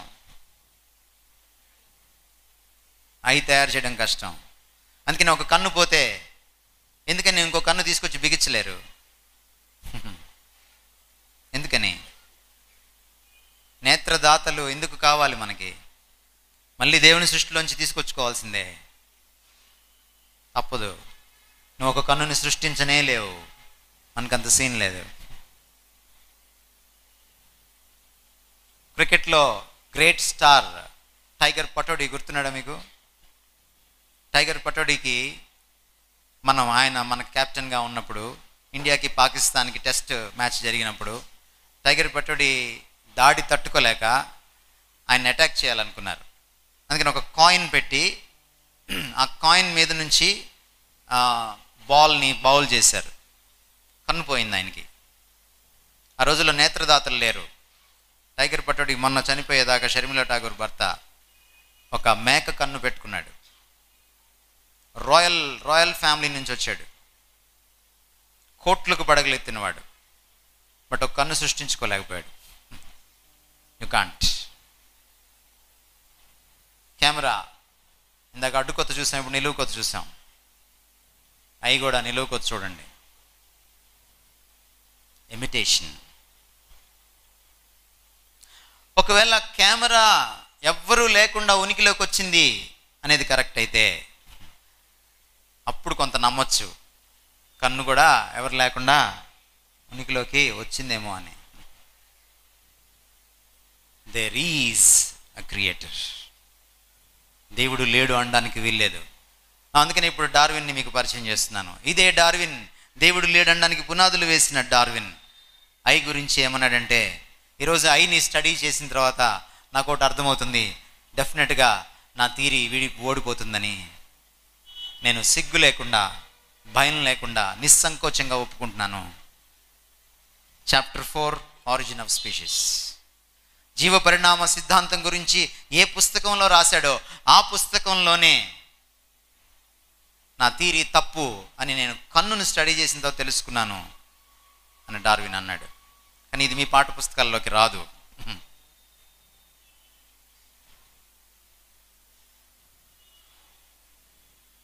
గుర్తుపట్టారా?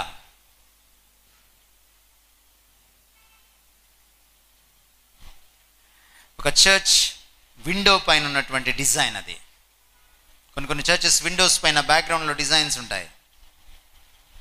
సపోజ్ మీరు పెన్ను పేపర్ తీసుకొని, రంగు పెన్సిల్లో తీసుకొని ఇది వేయాలంటే ఎంత టైం పడుతుంది మీకు?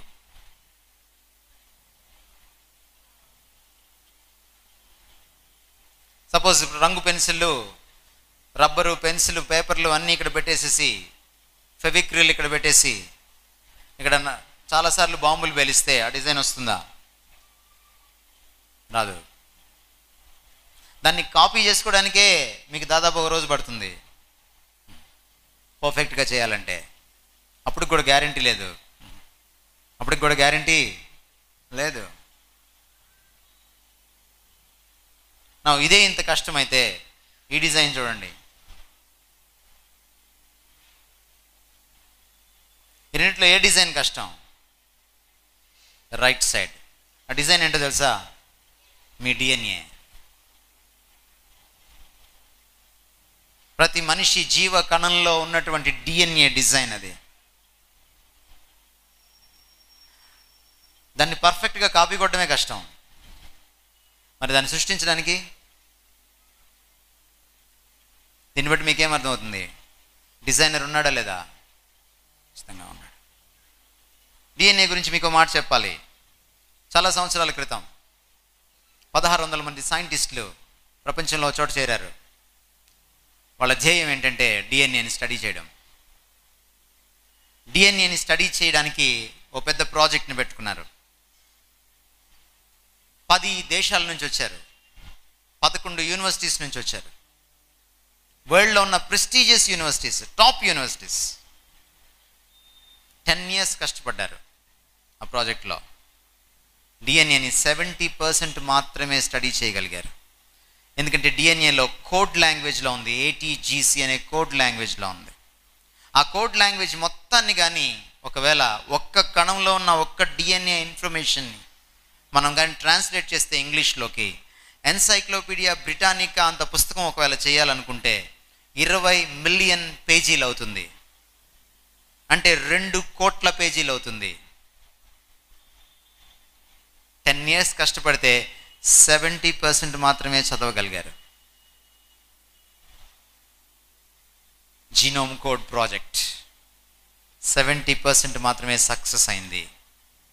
నా ప్రశ్న ఏంటంటే, డిఎన్ఏని చదవడానికి 1600 టాప్ సైంటిస్టులు కావలిస్తే ప్రపంచంలో డిఎన్ఏని సృష్టించడానికి ఎంత పెద్ద సైంటిస్ట్ కావాలి?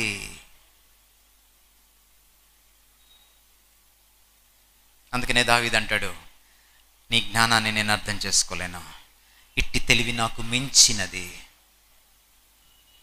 దేవుని బుద్ధి జ్ఞానముల బాహుల్యము ఎంత గొప్పది Bible చెప్తున్నమాట.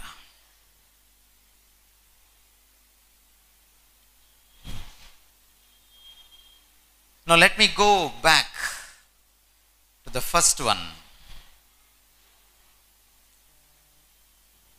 Now it's a GIF animation.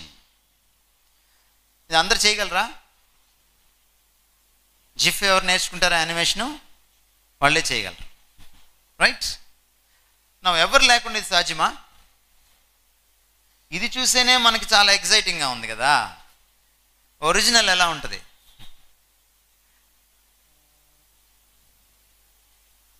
Animation is nothing but an imitation. Isaac Newton ఒక ఫ్రెండ్ ఉండేవాడు.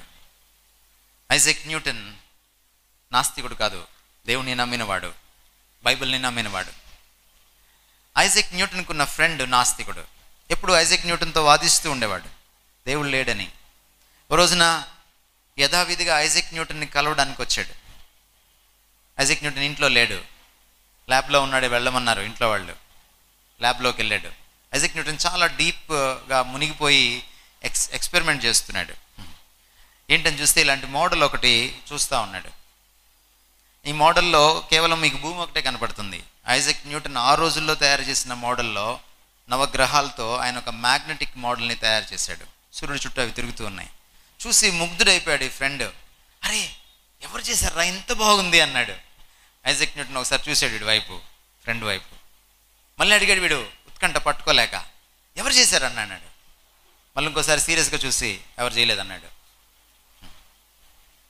ఎవరు చేయకుండా ఎలా వస్తుందిరా, ఏం మాట్లాడుతున్నావు నువ్వు అన్నాడు. లేదురా ఎవరు చేయకుండానే వచ్చింది, నేను వచ్చేటోడికి ఇక్కడ ఉంది. ఎలా వచ్చిందో నాకే అర్థం కావట్లేదు. రాత్రి ఎవరైనా వచ్చారు ఇక్కడికి, ఎవరు అలా తాళం వేసేసి ఉంది, తాళం అలాగే ఉందిరా,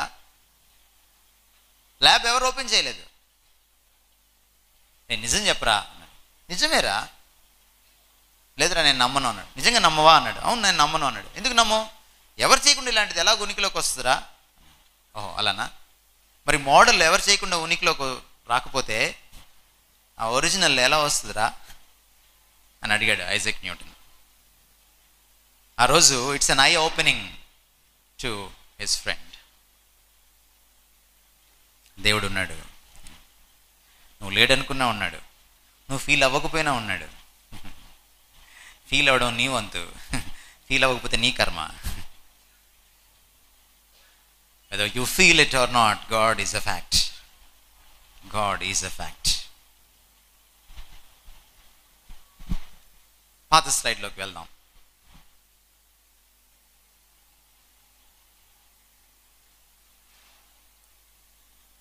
అక్కడ తమ్ముడు కింద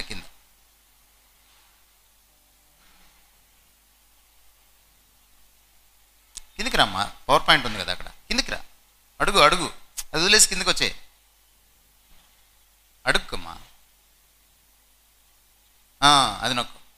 రైట్ పక్కది, రైట్ సైడ్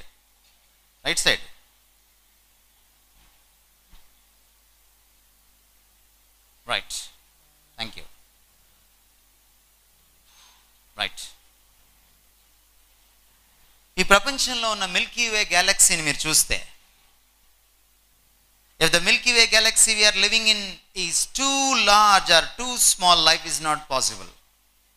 దాని సైజ్ మారిందనుకోండి, ఒకవేళ ఈరోజు భూమి మీద లైఫ్ పాసిబుల్ కాదు. భూమి మీద లైఫ్ అంటే మిల్కీ వే గ్యాలక్సీ సైజుకి మన భూమికి సంబంధం ఉంది. ఆ మిల్కీ వే గ్యాలక్సీలో మీరు సౌర కుటుంబం ఎక్కడుందో చెప్పలేరు, అంత చిన్నది. అందులో భూమి ఇంకా చిన్నది, అందులో నువ్వు నేను ఇంకా చిన్నవాళ్ళం. అందుకనే దావీదు అంటాడు 8వ అధ్యాయంలో, నరపుత్రుని దర్శించుటకు వాడు ఏ పాటివాడు. డిస్టెన్స్, ప్రతి గ్రహానికి సూర్యుడికి ఒక పర్టికులర్ ఫిక్స్డ్ డిస్టెన్స్ ఉంది. ఈ డిస్టెన్స్ కొంచెం మారినా కూడా చాలా అనర్థం జరిగిపోతుంది. ఈ గ్రహాలన్నింటిలో మనకు తెలిసి ఇంతవరకు భూమి మీద తప్ప ఇంకెక్కడా లైఫ్ లేదు. నా లైఫ్ ఎలా పాసిబుల్ అయింది భూమి మీద అంటే చాలా ఫైన్ ట్యూనింగ్ జరిగింది. ఒకటి పక్కన 0 పెడితే 10 అవుతుంది, ఇందాక చెప్పాను నేను.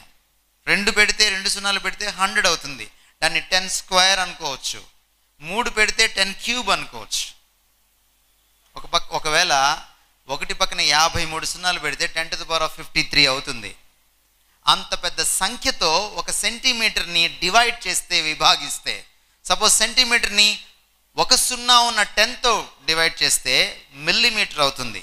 2 సున్నాలు ఉన్న 100తో డివైడ్ చేస్తే మిల్లీమీటర్లో మైక్రో మిల్లీమీటర్ అవుతుంది.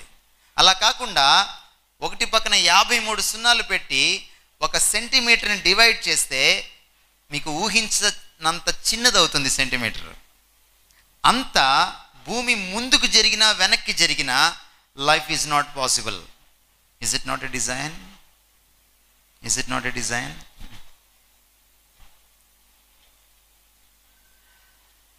మనం పీల్చేటువంటి గాలిలో రకరకాల వాయువులు ఉంటాయి, గ్యాసెస్ ఉంటాయి. ఆక్సిజన్ ఒకటి 21% ఉంటుంది ఆక్సిజన్. ఒకవేళ ఆక్సిజన్ 25% అయిందనుకోండి, మీరు చేతులు ఇలా అంటే కాలిపోతుంది. మీరు హెయిర్ కొంచెం ఫాస్ట్గా దూకున్నారంటే బోడిగుండు అయిపోతుంది, జుట్టు తగలబడిపోతుంది. ఒకవేళ 15% అయిందనుకోండి, మీరు వెంటిలేటర్ పెట్టినా బతకరు. Design in the universe. Gravitational ఫోర్స్ను ఒకవేళ 10⁻40లో ఒక్క శాతం మార్చినా కూడా మనం భూమి మీద నడవలేం. ఏమవుతుందో తెలుసా? ఎర్త్ వెళ్ళి స్పేస్లోకి గుద్దుకుని జిగ్జాగ్గా స్పేస్లో పడిపోతుంది. If the universe was expanding at a rate 1 millionth more slowly than it is, the temperature on the earth would be 10,000 degrees Celsius. Universe ఈరోజు ఎక్స్పాండ్ అవుతుందని నేను ఇందాకే చెప్పాను. క్యారమ్స్ కాయిన్స్ లాగా ఒకటి ప్రయాణం చేస్తున్నాయని చెప్పాను. గ్యాలక్సీస్, ఈ గ్యాలక్సీస్ యొక్క స్పీడ్ 1/1,000,000th. 1,000,000th అంటే 10 లక్షలలో ఒక భాగం. అంత తక్కువ ఒకవేళ స్పీడ్ తగ్గిందనుకోండి, ఏమవుతుంది? భూమి మీద 10,000 degrees Celsius రైజ్ అయిపోతుంది టెంపరేచర్. లావా కంటే ఎక్కువ, అగ్నిపర్వతంలో లావా కంటే ఎక్కువ. అగ్నిపర్వతంలో లావా వచ్చి ఒకవేళ మీ చేయి మీద పెడితే చేయి అక్కడ కట్ అయిపోతుంది. దాని కనీసం ఇంకొక 5 times ఎక్కువ. Is there not a design?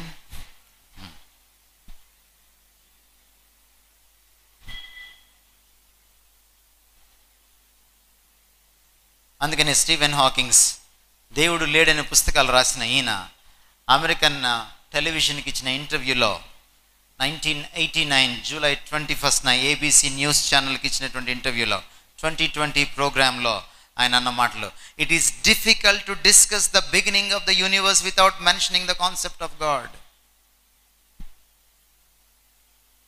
విశ్వం గురించిన పుట్టు పూర్వోత్తరాల గురించి మనం మాట్లాడుకోవాలనుకుంటే దేవుడి గురించి మాట్లాడుకోవడం చాలా కష్టం.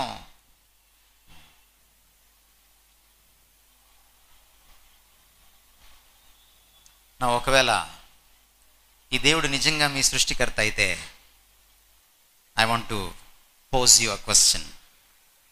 నా క్వశ్చన్ ఏంటంటే, మీ లైఫ్కి ఓనర్ ఎవరు? Now it is proved that God is there. ఆయనే మన సృష్టికర్త. నా ప్రశ్న ఏంటంటే, మీ జీవితానికి ఓనర్ ఎవరు? ఒకవేళ మీ జీవితానికి ఓనర్ దేవుడైతే, నువ్వు ఎప్పుడైనా ఈ డైలాగ్ వేసావా? నా ఇష్టం,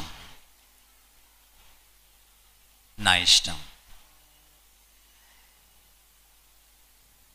యంగ్స్టర్స్ అందరికీ మోటో ఏంటంటే లైఫ్లో, నా ఇష్టం.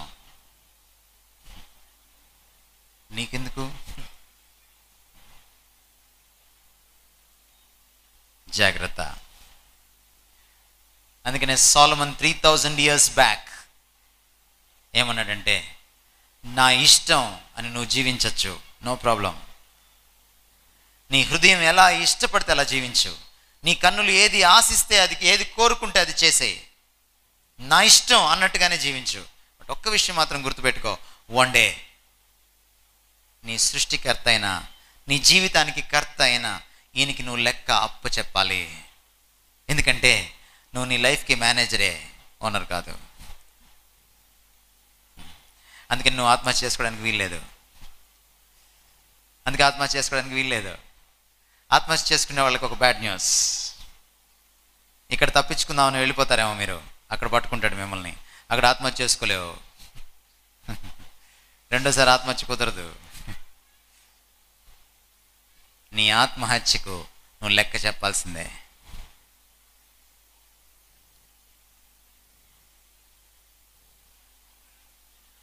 You have no right. ఎందుకని ఈ రోజున భారత చట్టంలో, ప్రపంచంలో అనేకమైన చట్టాల్లో ఆత్మహత్య నేరంగా పరిగణింపబడుతోంది. ఒకవేళ పొరపాటున మీరు ఆత్మహత్య చేసుకుని పొరపాటున మీరు బతికారనుకోండి, మీ దురదృష్టం, పోలీస్ స్టేషన్కి వెళ్ళాలి.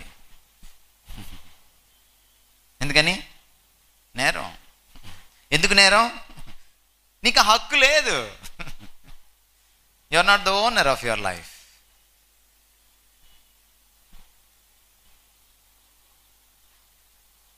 You're only the manager. Manager పని ఏంటి?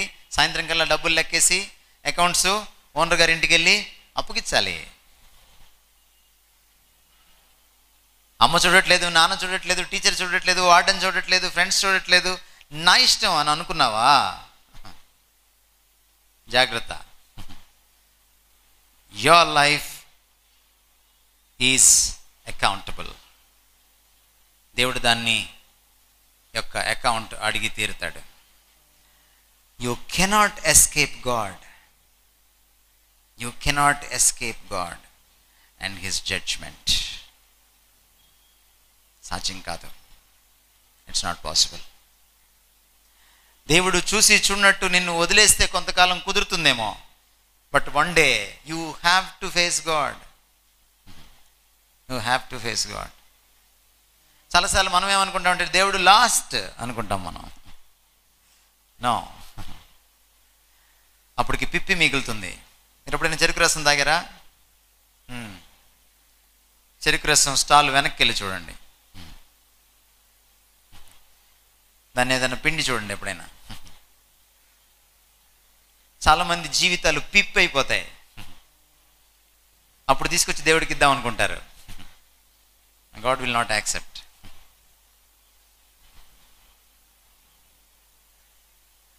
అందుకనే మనం దేవుడి వైపు తిరగాల్సిందే, ఇంకా యవ్వనంలో ఉన్నప్పుడే. బాగుంటుంది, నా ఇష్టం వచ్చినట్టుగా జీవించేటప్పుడు బాగుంటుంది, కానీ ఆ తర్వాత మ్యూజిక్ ఉంటుంది, ఆ తర్వాత స్టార్ట్ అవుతుంది. అందుకని సిఎస్ లూయిస్ ఏమంటాడంటే, నరకంలో ఒకే ఒక పాట పాడతారంట. మీరు ఇందాక చాలా పాటలు పాడారు కదా ఇక్కడ, కానీ నరకంలో ఒకే ఒక పాట పాడతారంట, నా ఇష్టం అనే పాట. I did it my way. Yesu ప్రభు చాలా అద్భుతమైన model. In every way he is my hero. ఆయన తన లైఫ్లో నా ఇష్టం అని చెప్పగలడు, బికాస్ హీఈస్ గాడ్. ఈ ప్రపంచంలో నా ఇష్టం అని చెప్పగలిగిన ఒకే ఒక దమ్మున్నవాడు గాడ్. బట్ ఆ దేవుడు మీకోసం నా కోసం ఈ లోకంలోకి వచ్చినప్పుడు ద లాస్ట్ ప్రేయర్ గెత్సెమనేలో నా ఇష్టం కాదు నీ ఇష్టం అని చెప్పాడు. మోడల్. నా ఇష్టం కాదు నీ ఇష్టం అని దేవుని ఇష్టానికి, తన ఇష్టాన్ని సబ్మిట్ చేశాడు. మరణాన్ని గెలిచాడు. Note this point. When you submit your will to the will of God, you can conquer the world. నీ చిత్తాన్ని దేవుని చిత్తానికి నువ్వు లోబర్చినప్పుడు, నా ఇష్టం కాదు నీ ఇష్టమైన నువ్వు సబ్మిట్ అయినప్పుడు, you can conquer the world. ప్రపంచాన్ని జయించవచ్చు. లేదు నా ఇష్టం అని చెప్పి మీరు అనుకోండి, మిమ్మల్ని మీరు కూడా జయించుకోలేరు ఒక రోజున. నా ఇష్టం అని సిగరెట్ తాగండి, మానేయలేరు. అందుకని శ్రీశ్రీ అన్నాడు, సిగరెట్ మానేయడం చాలా తేలిక, ఎందుకంటే నేను చాలాసార్లు మానేశాను అన్నాడు. You can't.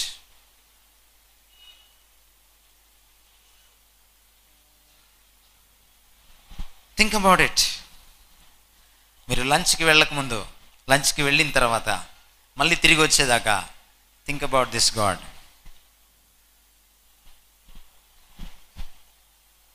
Now my time is up. ఈ సైంటిఫిక్ గాడ్ని బైబిల్ పరిచయం చేసింది. నేను ఒక 5 minutes తీసుకొని ముగిస్తాను. Now why should you read bible? ఈ దేవుణ్ణి పరిచయం చేసుకోవడానికి బైబిల్ చదవాలి. స్టీఫెన్ హాకింగ్స్ని చదివితే కంక్లూజన్ అలా ఉంటుంది, ఏమో దేవుడు ఉన్నాడేమో, ఆయన గురించి మాట్లాడకుండా యూనివర్సిటీ గురించి మాట్లాడలేకపోతున్నాను. There is no certainty. But you read the Bible, you will meet God. మీకు ఒక విషయం చెప్పనా, బైబిల్ యొక్క బ్లెస్సింగ్ ఏంటో. ఈ ప్రపంచంలో అద్భుతమైనటువంటి సైన్స్, మోడర్న్ సైన్స్, దానికంటే ముందు అరిస్టాటిలియన్ సైన్స్ ఎక్కడి నుంచి వచ్చిందో తెలుసా? వెస్ట్ నుంచి ఈస్ట్కి వచ్చింది, ఈస్ట్ నుంచి వెస్ట్కి వెళ్ళలేదు. ఈరోజు మీరు వాడే పెన్ వెస్టర్న్ కంట్రీస్ది, ఇండియాది కాదు. టెక్నాలజీ. మీరు తలకి క్లిప్పులు పెట్టుకున్నారు కదా, ఇండియన్ టెక్నాలజీ కాదు. కళ్ళద్దాలు వేసుకున్నారు కదా చాలామంది, ఇండియన్ టెక్నాలజీ కాదు. మీకు పళ్ళు ఎత్తుగా ఉంటే క్లిప్లు వేయించుకుంటారు కదా, ఇండియన్ టెక్నాలజీ కానే కాదు. చేతికి వాచ్ పెట్టుకున్నారు కదా, ఇండియన్ టెక్నాలజీ కాదు.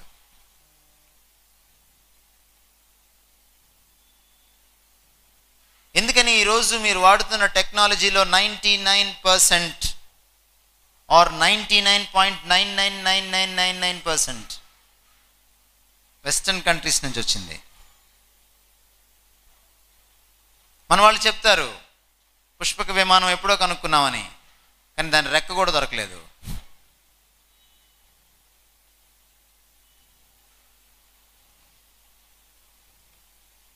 ఎందుకని?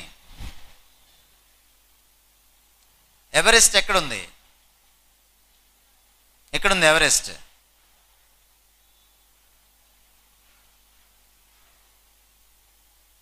భారతదేశంలోనే ఉంది,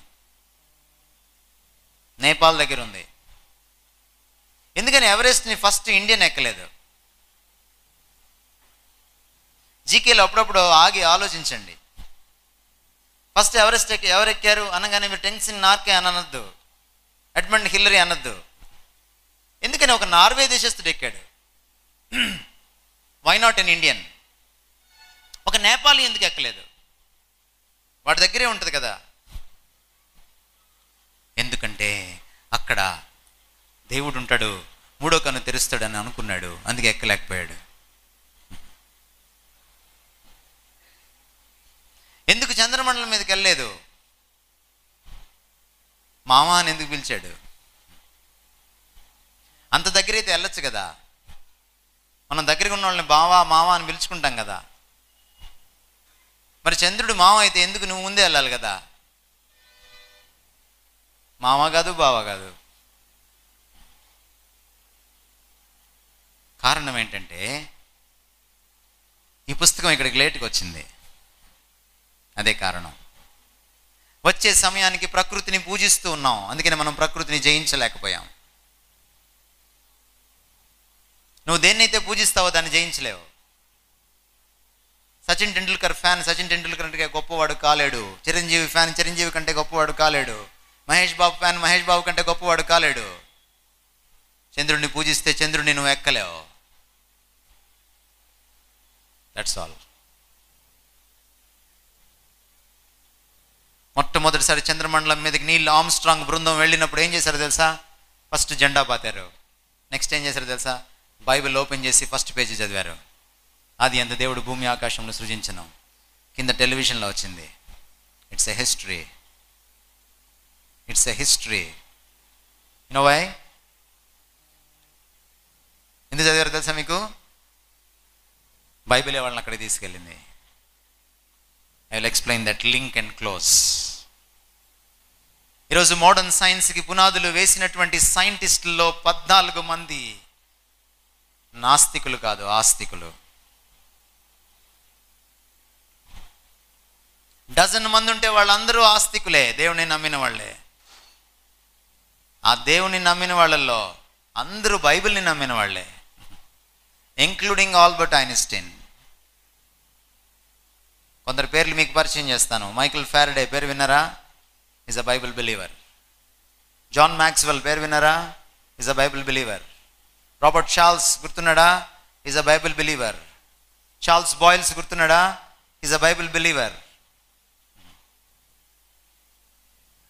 మోడర్న్ సైన్స్కి పునాదులు వేసినటువంటి సైంటిస్టులు, they're all Bible believers. Copernicus గుర్తున్నాడా?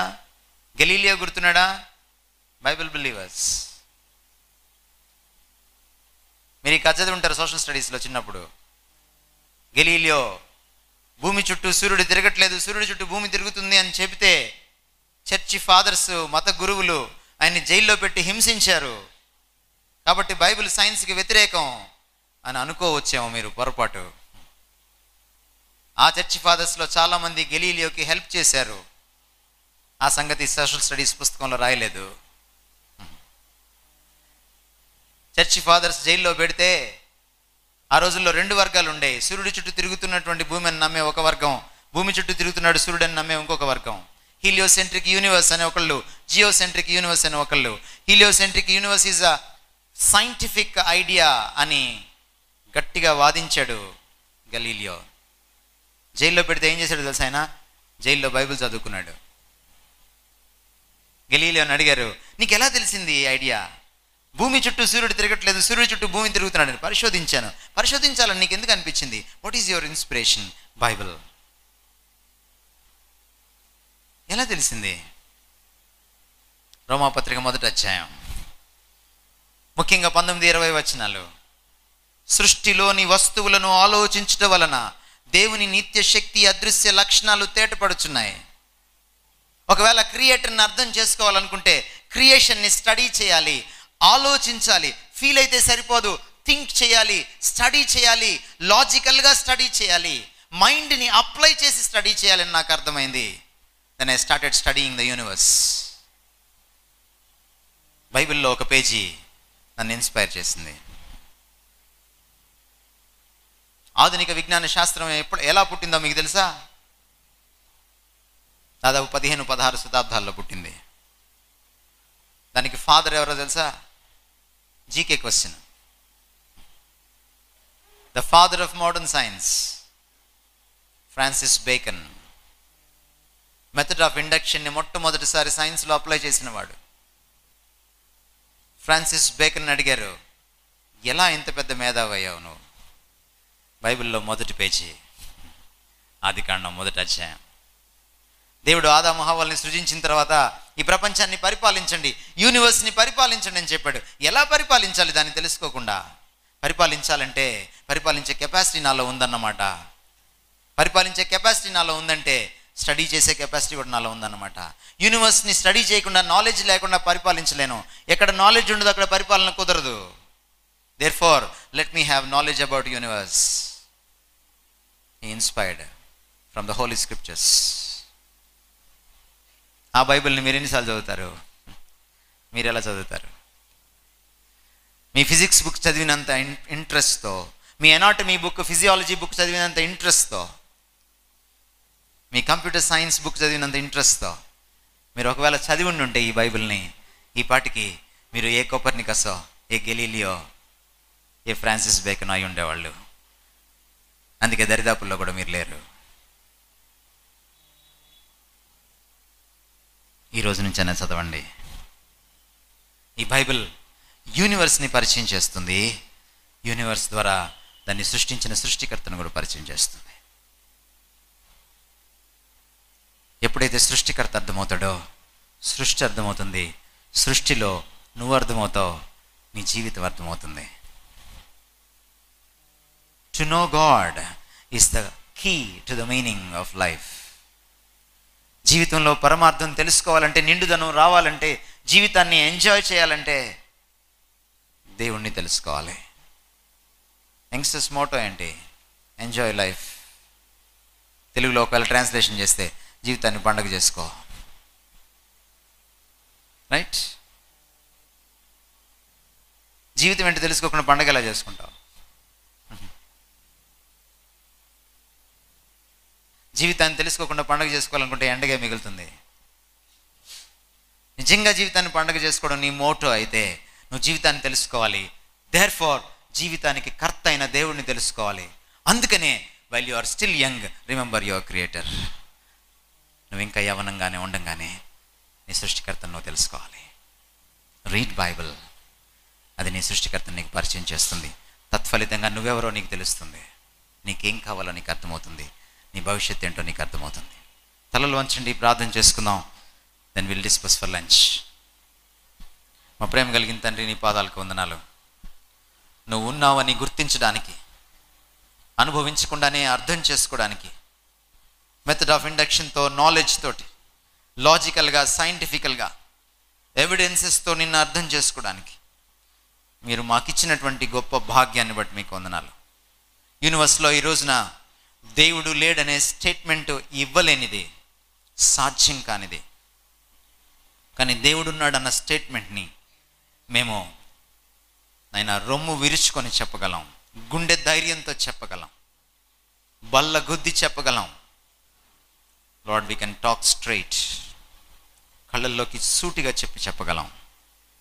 Yes Lord, you are there. నువ్వు అక్కడ ఉన్నావు కాబట్టి మేము ఇక్కడ ఉన్నాం తండ్రి. నువ్వు లేకపోతే మేము లేము. The whole life depends on you. నీ యందు మేము చెల్లిస్తున్నాం, నీ యందు మేము జీవిస్తున్నాం, నీ యందు మేము ఉనికి కలిగి ఉన్నాం. నేను ఈ యంగ్స్టర్స్ తండ్రి నిన్ను తెలుసుకోవడానికి కృప చూపించండి. ఈరోజంతా మీరు వాళ్ళతో ఉండండి తండ్రి. విసుగు విరామం లేకుండా నీ గురించి ఆలోచన చేయడానికి, అధ్యయనం చేయడానికి, లోతుగా ఆలోచించడానికి, పరిశీలన చేయడానికి, పరిశోధించడానికి కృప చూపించండి. As they discuss for lunch, even during the lunch time నీ గురించి వాళ్ళు ఆలోచించడానికి, రిఫ్లెక్ట్ చేసుకోవడానికి కృప చూపించండి. మమ్మల్ని మీ చేతుల్లో పెట్టుకుంటూ నీకు వేణోళ్ళ స్తుతి, కృతజ్ఞత తెలియజేసుకుంటూ యేసుక్రీస్తు వారి మహాప్రశస్తమైన నామమున వేడుకుంటున్నాం తండ్రి. ఆమేన్.